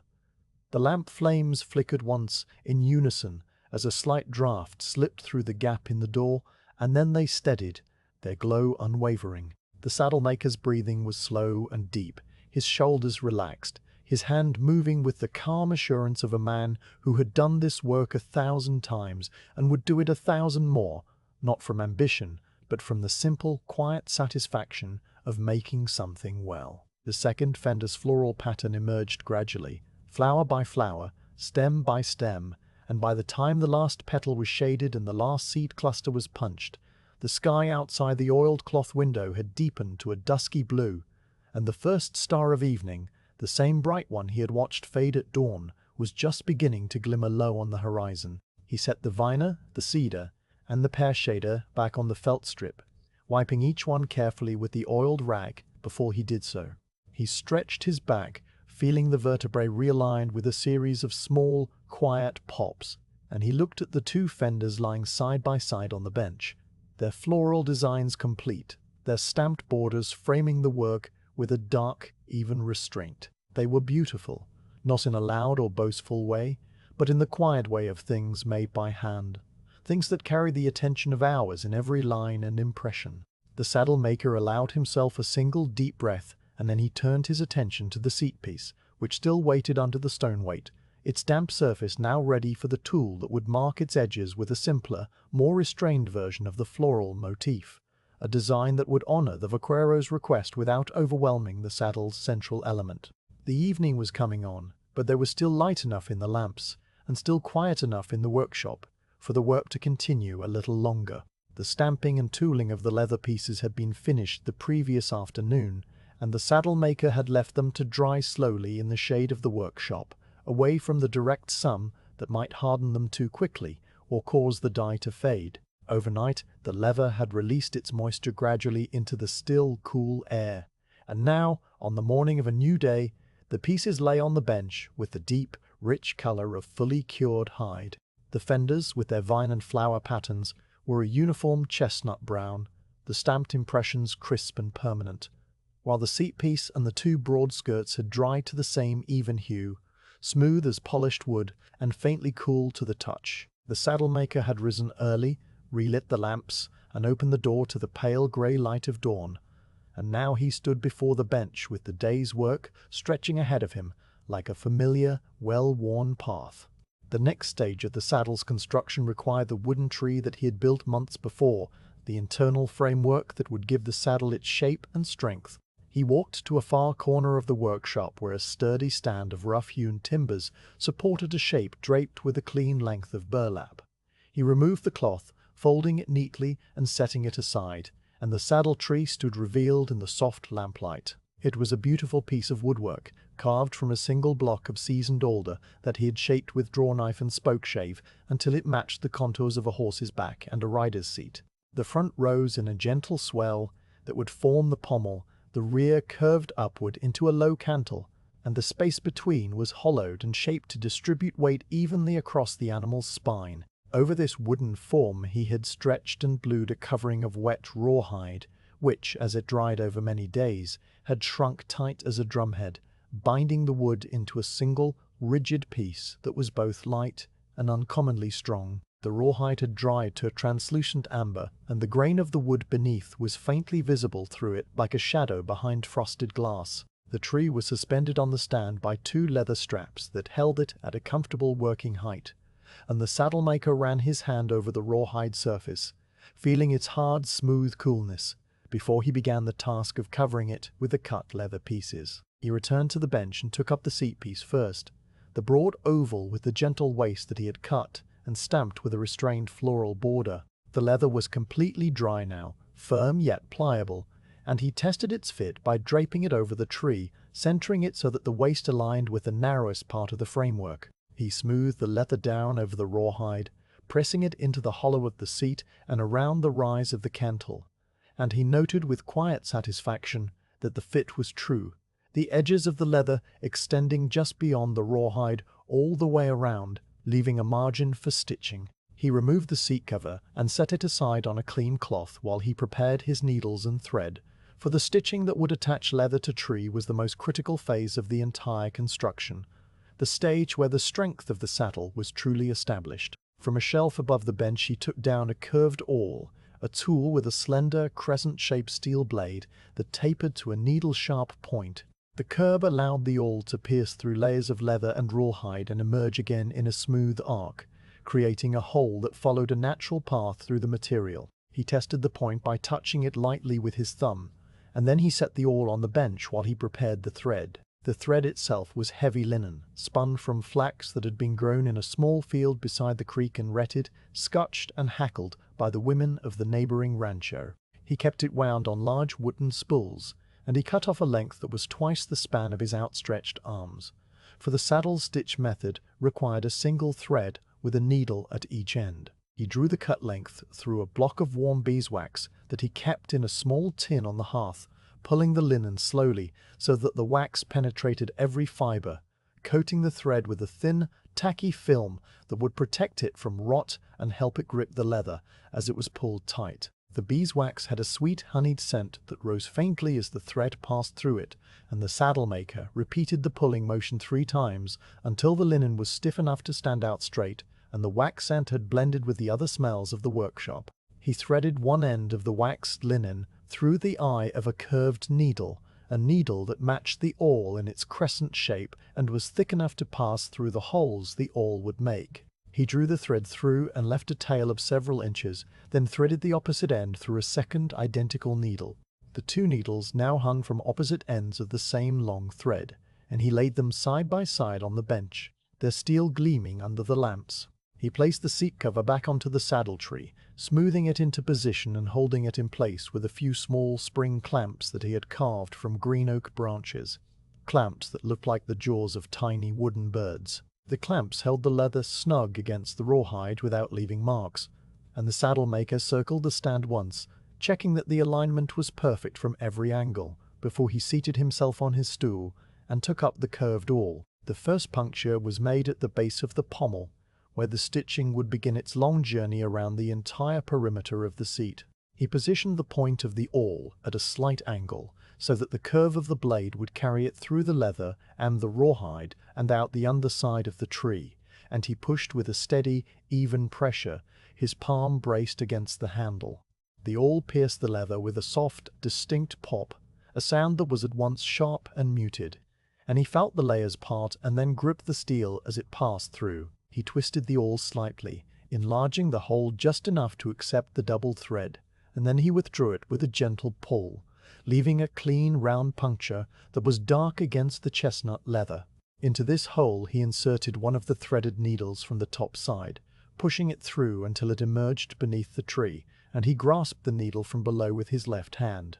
pulling it and its accompanying thread all the way through until only a short tail remained on the top side. Then he took the second needle, the one on the opposite end of the thread, and inserted it into the same hole but from the underside, pushing it upward through the leather and rawhide so that it emerged just beside the first thread's entry point. This was the essence of the saddle stitch. 2 threads passing through the same hole in opposite directions, locking each other in place so that even if one thread were to break, the other would hold, and the saddle would remain sound. He pulled both threads simultaneously, drawing them tight with an even tension that was neither too lax nor too forceful, a tension that buried the stitch into the leather without puckering the surface. The thread hissed faintly as it pulled through the waxed hole, a soft, sibilant sound that was quickly gone, and the stitch settled into the leather, a small neat X that joined the layers together with a grip that would never loosen. He positioned the awl for the second hole, spacing it from the first by the thickness of his little finger,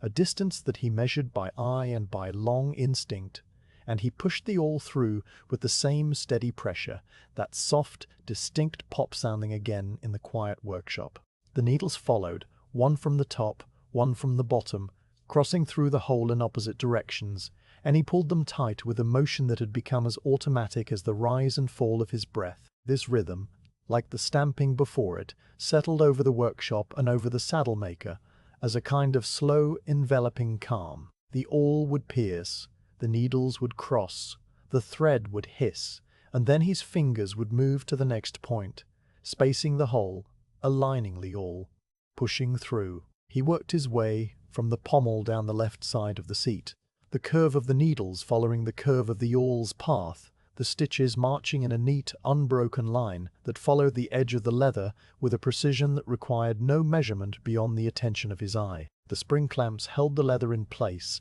and as he progressed, he moved them along, releasing one and repositioning it further ahead, so that the cover remained snug against the rawhide without any shifting or bubbling. As he worked, the curved needle in his right hand grew warm from the friction of passing through the leather, and he would pause occasionally to wipe it on a scrap of cloth, removing the slight build-up of wax and leather fiber that accumulated on the steel. The thread, too, changed in character as the work progressed, its initial stiffness softening as the wax was worked by his fingers and by the repeated passage through the holes, until it lay supple and obedient in his hands. The scent of beeswax had released fully into the air of the workshop, a sweet, clean smell that mingled with the earthy aroma of the rawhide and the faint, tannic note of the dyed leather, creating a perfume that was unique to this moment, to this task. He completed the left side of the seat and rounded the curve of the cantle, the stitches following the rise of the leather without a single waver.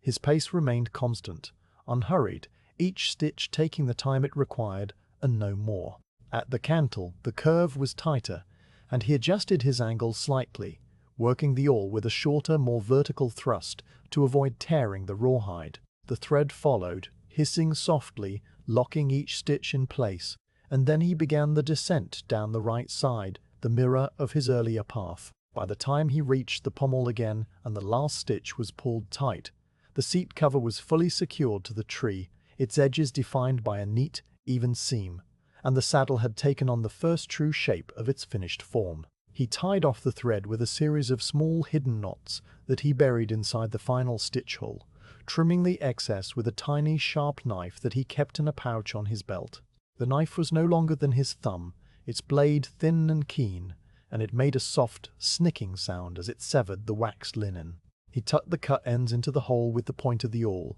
and then he straightened on his stool, pressing his palm into the small of his back to ease the stiffness that had settled there from the sustained concentration. The seat was stitched, and he took a moment to look at it, running his thumb over the seam and feeling the regular, slightly raised ridge of the stitches, each one a small, firm knot that bound the leather to the rawhide beneath. The skirts were the next pieces to be attached, the two broad, curved sections of leather that would extend rearward from the seat, spreading the weight of the rider across a larger area of the horse's back. He took the right skirt from the bench, where it had waited with its subtle stamped border, and he positioned it beneath the tree, so that its forward edge overlapped the seat's stitched margin. The skirt was not stitched to the tree, instead it was fastened with a series of small iron tacks, driven through the leather into the wooden frame below. For this work he used a different hammer, a small-headed tack hammer, whose iron face had been wrapped with several layers of soft deer leather sewn tightly into place. The leather wrapping muted the sound of the hammer blows,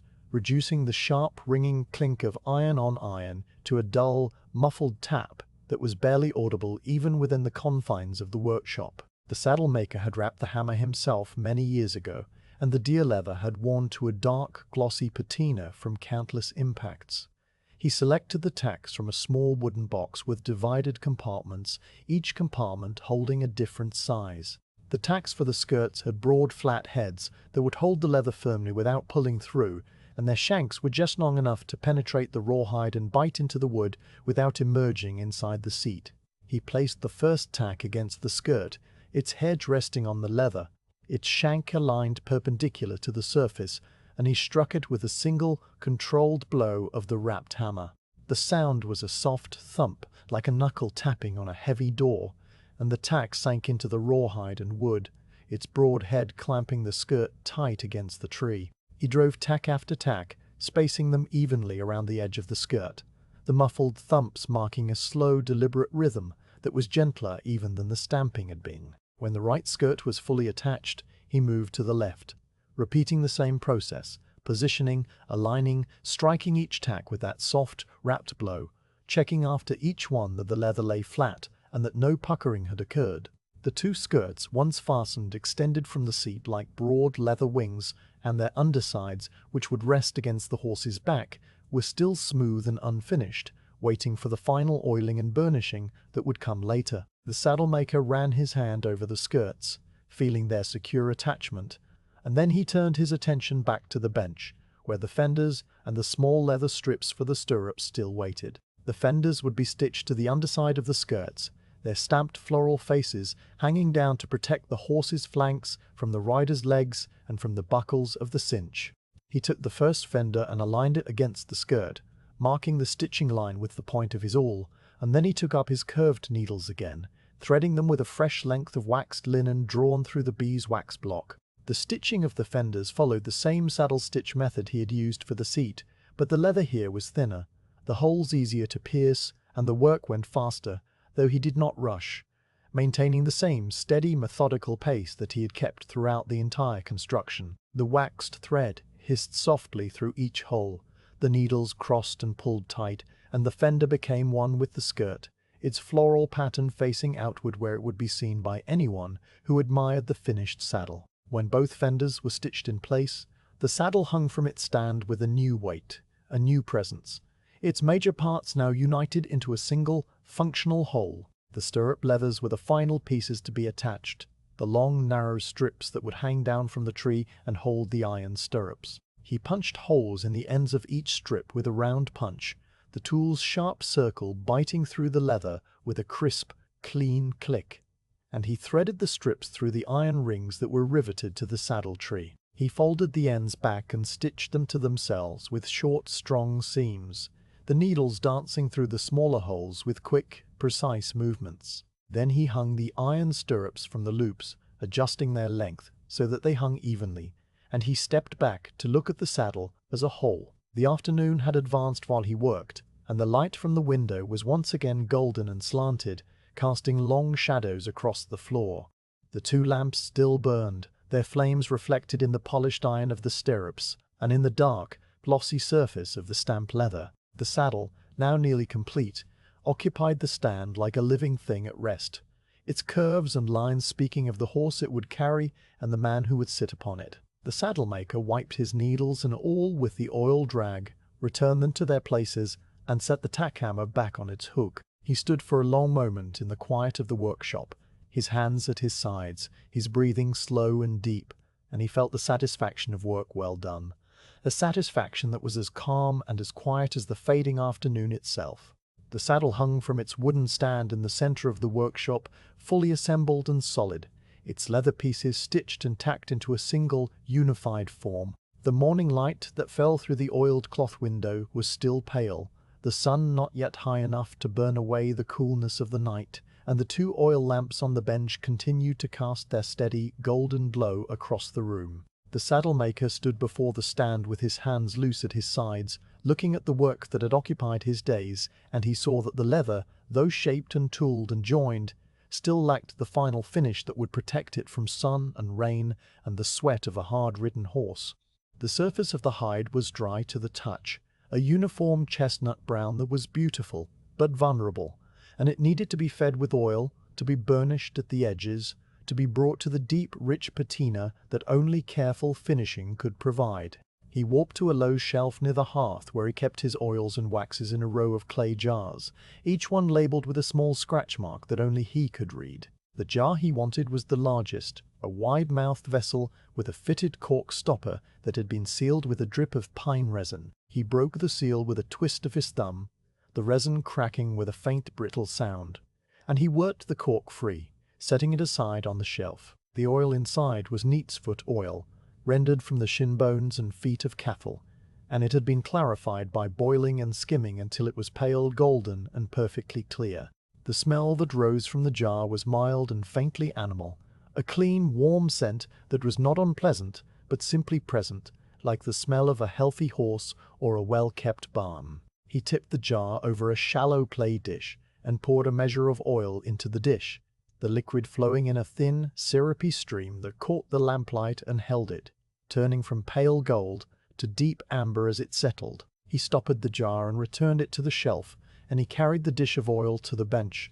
where a fresh sheepskin pad waited on a clean square of linen. The sheepskin pad was a rectangle of fleece, about the size of his two hands, spread side by side, with the wool still attached to the hide backing. The wool was short and dense, a creamy white that had yellowed slightly with use, and it was soft enough to spread oil without scratching the leather, yet firm enough to work the oil into the grain. He dipped the wool side of the pad into the dish, letting it absorb a small amount of oil, and then he pressed the pad against the rim of the dish to squeeze out any excess so that the wool was damp, but not dripping. The oil felt cool through the pad, and it released its faint animal scent more strongly as the wool fibers opened and held it, a scent that mixed with the beeswax and leather and dust until the workshop smelled of nothing so much as patient, careful work. He turned to the saddle and began with the seat, the broad oval that would bear the vaquero's weight. He pressed the oiled pad against the leather and moved it in a small, slow circle, the wool spreading a thin, even film of oil across the stamped floral border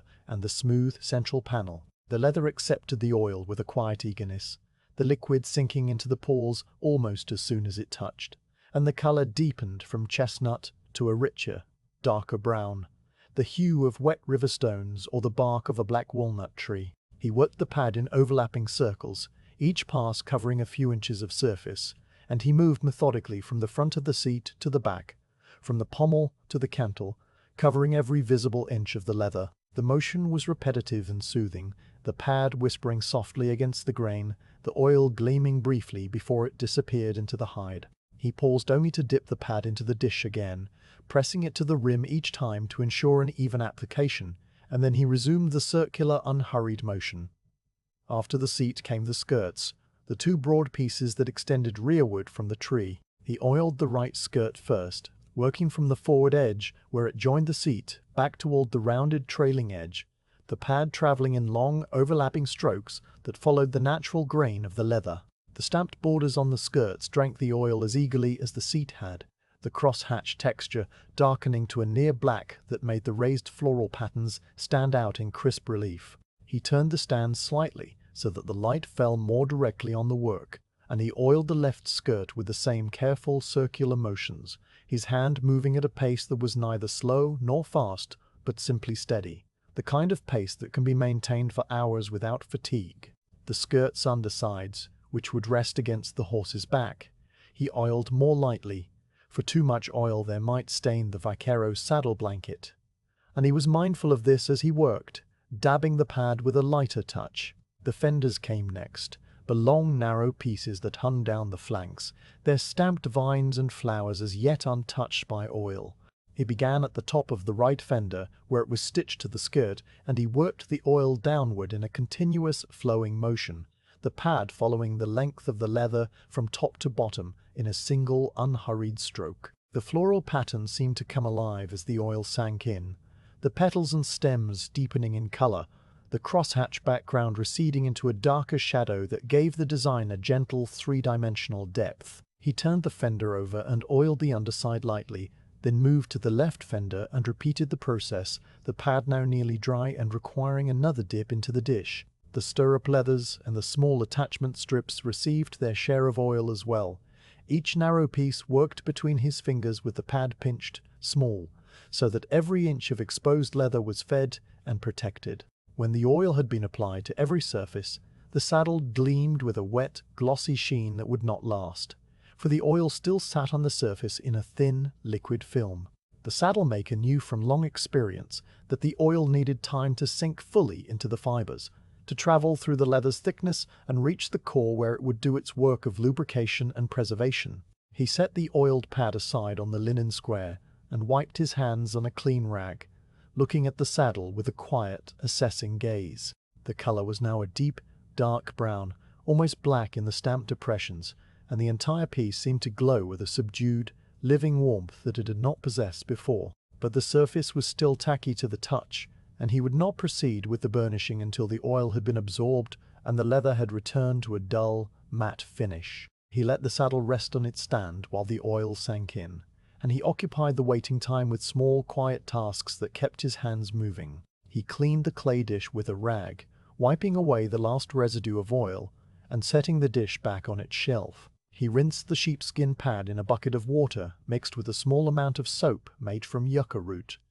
working the wool between his fingers until the water ran clear, and then he pressed the pad dry between two flat stones and hung it on a peg to air. He swept the packed earth floor of the workshop with a broom made of bundled twigs, the stiff bristles hissing softly against the dirt as he gathered the small scraps of leather and thread that had accumulated during the construction. The dust rose in a faint drifting cloud that caught the light from the window and the lamps, and then it settled again, the floor now clean. All the while, the saddle rested on its stand, and the oil slowly sank into the leather, the glossy sheen fading by degrees until the surface was once again dry to the touch, though now infinitely richer, infinitely deeper in its color. When the waiting was done and the leather felt cool and supple under his fingers, the saddle maker took down his burnishing bone from a hook on the wall. The bone was made from the rib of a deer,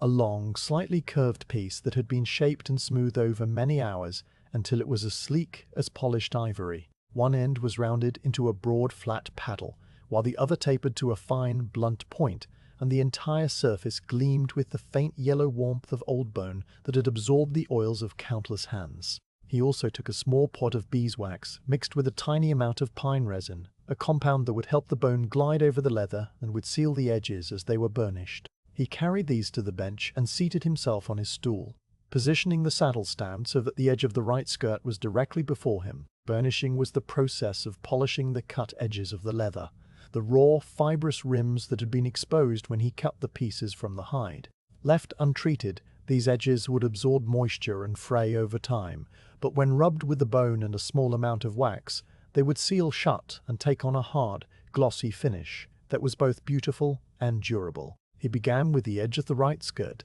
dipping the tip of his finger into the beeswax compound and wiping a thin film along the raw edge. Then he set the bone against the edge at a low angle and began to rub, pushing the bone forward in short, rapid strokes that created a friction heat, the same heat that would melt the wax and force it into the fibers. The sound of the burnishing was a soft, rhythmic zipping, like the sound of a hand sweeping rapidly over a smooth stone, and it filled the quiet of the workshop with a steady, soporific hum. He worked the bone back and forth,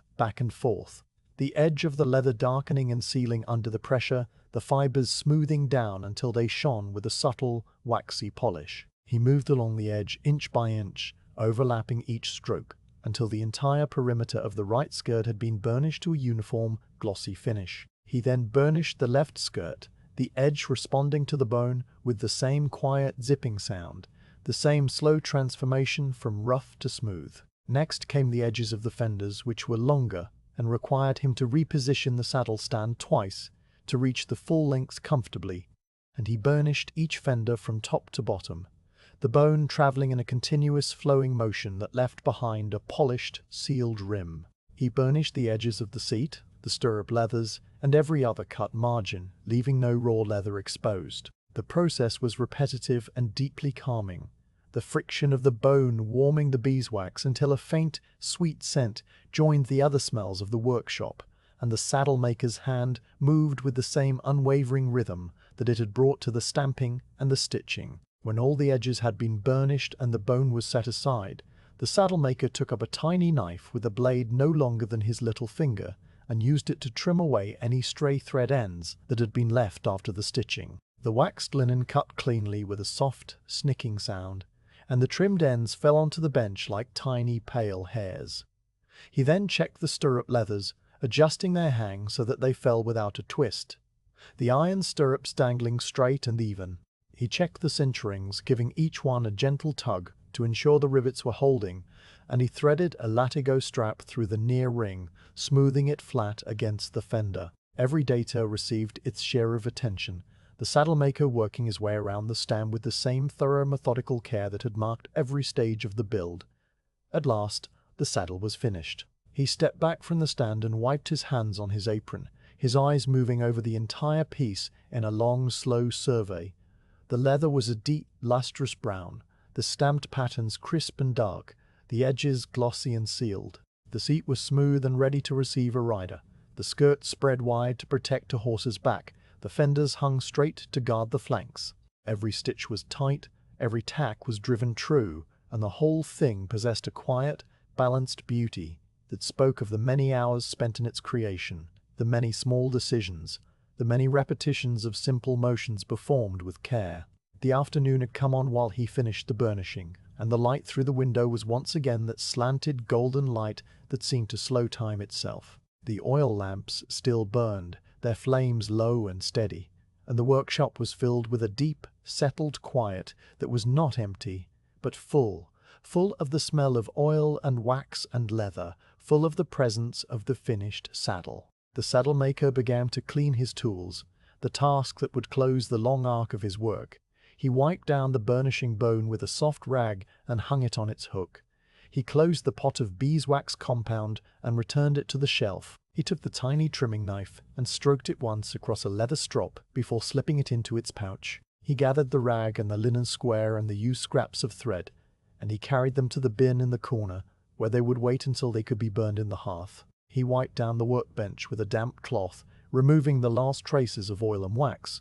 and he hung the cloth on its peg to dry. The workshop, which had been a place of steady, quiet activity for so many days, now settled into a state of orderly stillness that was almost identical to the stillness that had filled it at the very start of the project. The tools were in their places, the leather scraps were cleared away, the floor was swept, and the saddle hung on its stand like a sculpture in a quiet gallery. The saddle-maker moved to the door and swung it open, letting the warm afternoon air drift in, carrying the scent of dry grass and the faint, distant sound of the creek. He stood in the doorway and looked out at the yard, where the shadow of the oak tree was beginning its slow creep back toward the trunk as the sun angled west. A hawk circled far above, its wings steady on a column of rising air, and the hills in the distance were the pale gold of late summer. He breathed deeply, once, and then he turned back into the workshop, extinguished the 2 oil lamps with a gentle puff of breath for each, and closed the door quietly behind him, leaving the finished saddle alone in the cool, dusky dimness, waiting for the vaquero who would come to claim it. A few days passed, days of ordinary quiet in the workshop, and the saddle-maker spent them on small, unhurried tasks that kept his hands busy while the finished saddle rested on its stand under a loose cover of clean burlap. He sharpened his knives on the smooth river stone and stropped them until the edges would catch the light like a thread of silver. He organized the scraps of leather in the bin, sorting the larger pieces that could be used for future repairs from the smaller fragments that would serve as fuel for the hearth. He re-waxed his linen thread and wound it onto fresh spools, his fingers moving in the familiar repetitive patterns of preparation for work that was yet to come. The weather held calm and warm, the sky a deep, cloudless blue from dawn to dusk, and the hills in the distance turned from pale gold to a softer, tawny brown as the dry season advanced. Each morning he opened the door to the cool, still air, and each evening he closed it against the gathering dark, and in between, the hours flowed with the same slow, even current that had carried him through the construction of the saddle. On the afternoon when the vaquero was expected, the saddle-maker sensed the approach before he saw or heard anything, a subtle shift in the quality of the day that came perhaps from the faint vibration of hooves on dry earth, a vibration that traveled through the ground and into the packed floor of the workshop. He looked up from the bench, where he had been oiling a pair of old reins, and he wiped his hands on his apron before walking to the open door. The yard outside was bright and still, the oak tree casting a pool of deep shade that had begun its slow crawl toward the east. And beyond the tree, the dirt track that led from the main trail was empty, though a thin, low cloud of dust hung in the air just above the rise, the kind of dust that is raised by a single horse moving at a walk. He stood in the doorway with one hand resting on the frame, and he waited, his breathing slow and even, his eyes on the point where the track crested the low hill. The horse appeared first, a sturdy bay with a black mane and tail, its coat dark with a faint sheen of sweat from the afternoon ride. The animal moved with the easy ground-covering walk of a horse that had traveled many miles over many years, its head low and relaxed, its ears swaying gently with each step. On its back sat a man who was as much a part of the horse as the saddle he rode, a vaquero whose posture spoke of long days in the open, his body moving in a fluid, unconscious rhythm with the animal's gait. As they drew closer, the details of the man resolved out of the dust and the glare. A jacket of coarse brown wool, woven in a simple pattern and worn at the elbows. A broad-brimmed hat made of dark felt, its crown creased and its brim softened by sun and rain. A pair of heavy leather leggings that covered his legs from knee to ankle. And on the heels of his boots, spurs with iron rowels that jingled softly with each shift of his weight. His face was darkened by the sun to the color of old saddle leather, and his eyes, set deep under the shade of his hat brim, moved slowly across the workshop and the yard, taking in everything and revealing nothing. The vaquero drew rein at the hitching post that stood a few paces from the workshop door, a simple post of peeled oak driven deep into the ground and cross-braced with a shorter piece tied with rawhide. He dismounted with a single, easy motion, swinging his right leg over the horse's back and landing lightly on the balls of his feet,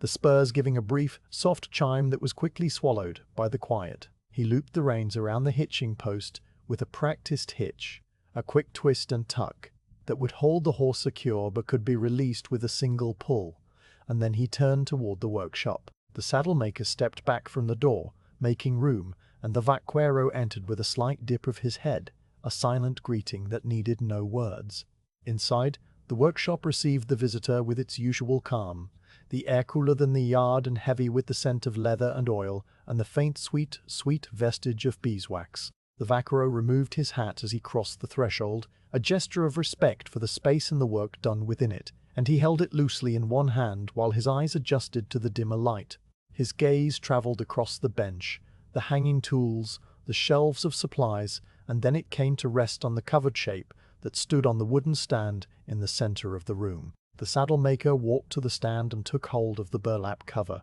pulling it away in a single, smooth motion that made the cloth sigh softly, and the finished saddle was revealed, its deep brown leather glowing with a subdued, living warmth under the light of the two oil lamps that still burned against the fading afternoon. The vaquero stepped closer, his boots making no sound on the packed earth, and he stood before the saddle with his hat held against his chest. He did not speak for a long moment, his eyes moving over the piece with the same slow, careful attention that the saddle-maker himself had brought to every stage of its creation. He took in the broad, oval seat with its subtle waist, the skirts that spread like wings, the fenders that hung straight and true with their tooled vines and flowers, and his expression, which was calm and unreadable, did not change, though something in the set of his shoulders seemed to ease. He reached out a hand, his fingers dark and withered, and he touched the leather of the seat, running his palm over the smooth surface in a single, slow stroke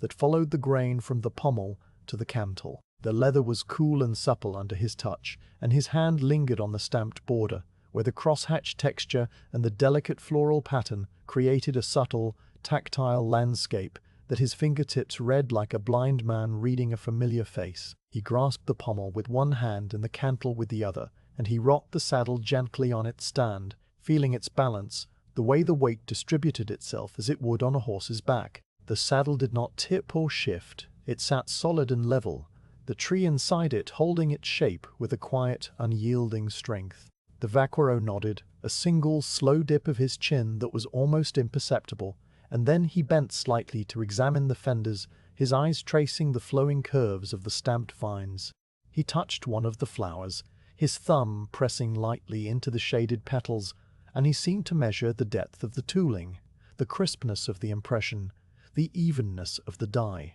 The saddle maker stood to one side, his hands clasped loosely behind his back, and he watched the inspection with the calm of a man who knew his work was sound, though he felt a quiet inner satisfaction at the vaquero's careful attention. After a span of silence, the vaquero straightened and turned to the saddle maker, and he spoke in a low, unhurried voice that carried the soft, rhythmic cadence of a man who spent more time with horses than with people. He asked about the fit of the fork, the width of the space between the two front bars of the tree that would sit over the horse's withers, and the saddle maker stepped forward and gestured to the front of the saddle, explaining how the fork had been shaped to clear a horse with a medium build, how the rawhide covering had been allowed to shrink slowly, so that the arch would hold its width without pinching or rubbing. The vaquero listened, his eyes following the saddle maker's hand, and he asked a second question about the gullet, the channel that ran down the underside of the saddle to protect the horse's spine.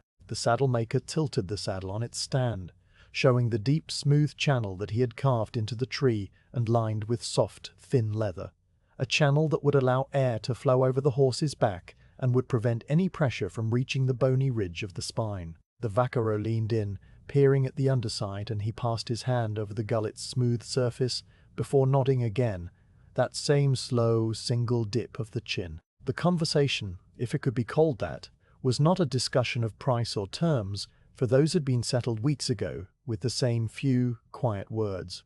Instead, it was a kind of acknowledgement, a recognition shared between two men who understood the value of work well done. They spoke of the leather, the tree, the balance, and the vaquero mentioned the horse he would ride, a young gelding with strong withers and a deep chest, and the saddle maker confirmed that the tree would accommodate such a horse without the need for extra padding. The words moved between them like a slow, easy river, and when there was nothing left to say, the silence that returned was not awkward, but comfortable, a silence filled with the quiet approval that needed no further voice. The vaquero stepped back and looked at the saddle one more time, his gaze moving from the polished edges to the sturdy cinch rings, and then he turned to the saddle maker and gave a final nod, a nod that held the weight of a formal acceptance. The saddle maker returned the nod, and then he lifted the saddle from its stand, holding it balanced in both hands. He carried it to the workbench, where a clean wool blanket had been spread out,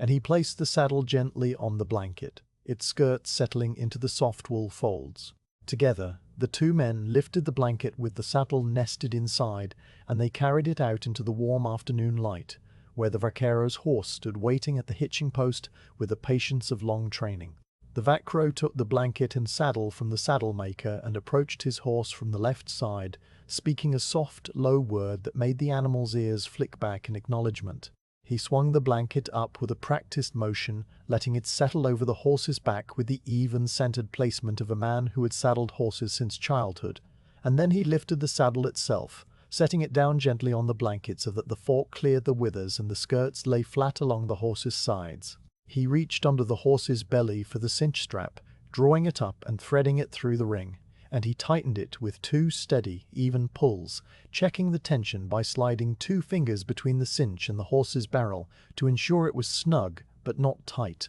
The horse stood quietly, one hind leg cocked in rest, and the late afternoon sun slanted across the yard, turning the horse's bay coat to a warm reddish gold, and making the tooled leather of the saddle gleam with a deep chestnut light. The vaquero wound the latter go through its keeper, tucking the end away so that it would not flap, and then he gathered the reins and placed one foot in the stirrup, swinging up into the saddle with the same easy, fluid motion he had used to dismount. The saddle settled under him with a soft creak of new leather, and the horse shifted its weight, adjusting to the feel of the fresh tack. The vaquero sat for a moment, feeling the saddle beneath him, and he rocked forward and back slightly, testing the balance from the seat itself. The saddle held true, the stirrups hanging even, the fenders lying smoothly against the horse's shoulders, and the vaquero looked down at the saddle-maker, who stood in the doorway of the workshop with the late sun falling across his face. No words passed between them now, only a look that carried the mutual understanding of a promise fulfilled, a task completed, a good thing made and given. The vaquero touched the brim of his hat with 2 fingers, a gesture of thanks and farewell, and then he turned his horse toward the track that led away from the workshop. The animal moved out at its same easy walk, its hooves raising small soft puffs of dust that hung in the still air before slowly settling back to the earth. The saddle-maker watched them go, watched the horse and rider grow smaller as they climbed the low rise and passed out of the yard, the jingle of the spurs fading into the distance until it was no more than a memory. The dust on the track rose in a thin, drifting plume that caught the golden light of the lowering sun. And then the air stilled, and the dust settled, and the track was empty once again. The saddle-maker remained in the doorway for a long while, his shoulder resting against the wooden frame, his eyes on the empty hills where the vaquero had disappeared. The afternoon was sliding into evening, the shadows lengthening across the yard until the oak tree's shade reached nearly to the workshop wall, and the light had deepened from gold to a rich, honeyed amber that would soon give way to the cool blue of dusk. In the dry grass beyond the hitching post, the first cricket of the evening began to sound, a single tentative chirp that was quickly answered by another, and then another, until the air was filled with the soft, rhythmic pulse of their chorus, a sound that seemed to rise from the earth itself as the day released its heat. The saddle-maker listened to the crickets and to the distant, faint murmur of the creek, and he breathed in the cool, dry air that carried the scent of sage and warm dust. And he felt a quietness settle over him, that was not emptiness, but a kind of gentle completion. At last, he pushed himself away from the doorframe and turned back into the workshop, where the 2 oil lamps still burned with their small, steady flames. He walked to the bench and took up the clay pot that held the last of the dye, now reduced to a thin, watery residue that he would not need again, and he poured it carefully into the ash of the hearth, where it darkened the grey powder to black. He cleaned the pot with a rag and set it back on its shelf, and then he moved through the room, touching each tool, each scrap of leather, each small and familiar object, checking that all was in its place. The workbench was clean, the marble slab was stored beneath it, the stamps were lined up on their felt strip, and the mallet rested on its hook. The saddle stand stood empty, a simple wooden frame that would wait for the next commission, the next tree, the next long, quiet process of shaping and cutting and tooling and stitching. He walked to the door and paused, looking back at the workshop one final time. The lamps cast a soft, golden glow that fell on the adobe walls and the hanging straps of leather and the low stool that had supported him through so many hours. The room was still and silent, full of the peace that accumulates in spaces where careful work is done. He reached up and extinguished the first lamp with a gentle puff of breath, the flame vanishing into a thin, curling wisp of smoke that smelled faintly of oil and heat. He extinguished the second lamp, and the room fell into a deep, velvety dimness, lit only by the last of the evening light that came through the window. He stepped outside, pulling the heavy wooden door close behind him, and he heard the latch settle into place with a soft, final click. The crickets sang on in the dry grass, the sky above the hills had turned to a pale, dusky violet, in which the first star had already appeared, and the saddle-maker walked slowly toward his small adobe dwelling, his steps unhurried, his breathing calm, the finished saddle now somewhere out on the open track, carrying a quiet vaquero toward the rolling hills and the wide, waiting night.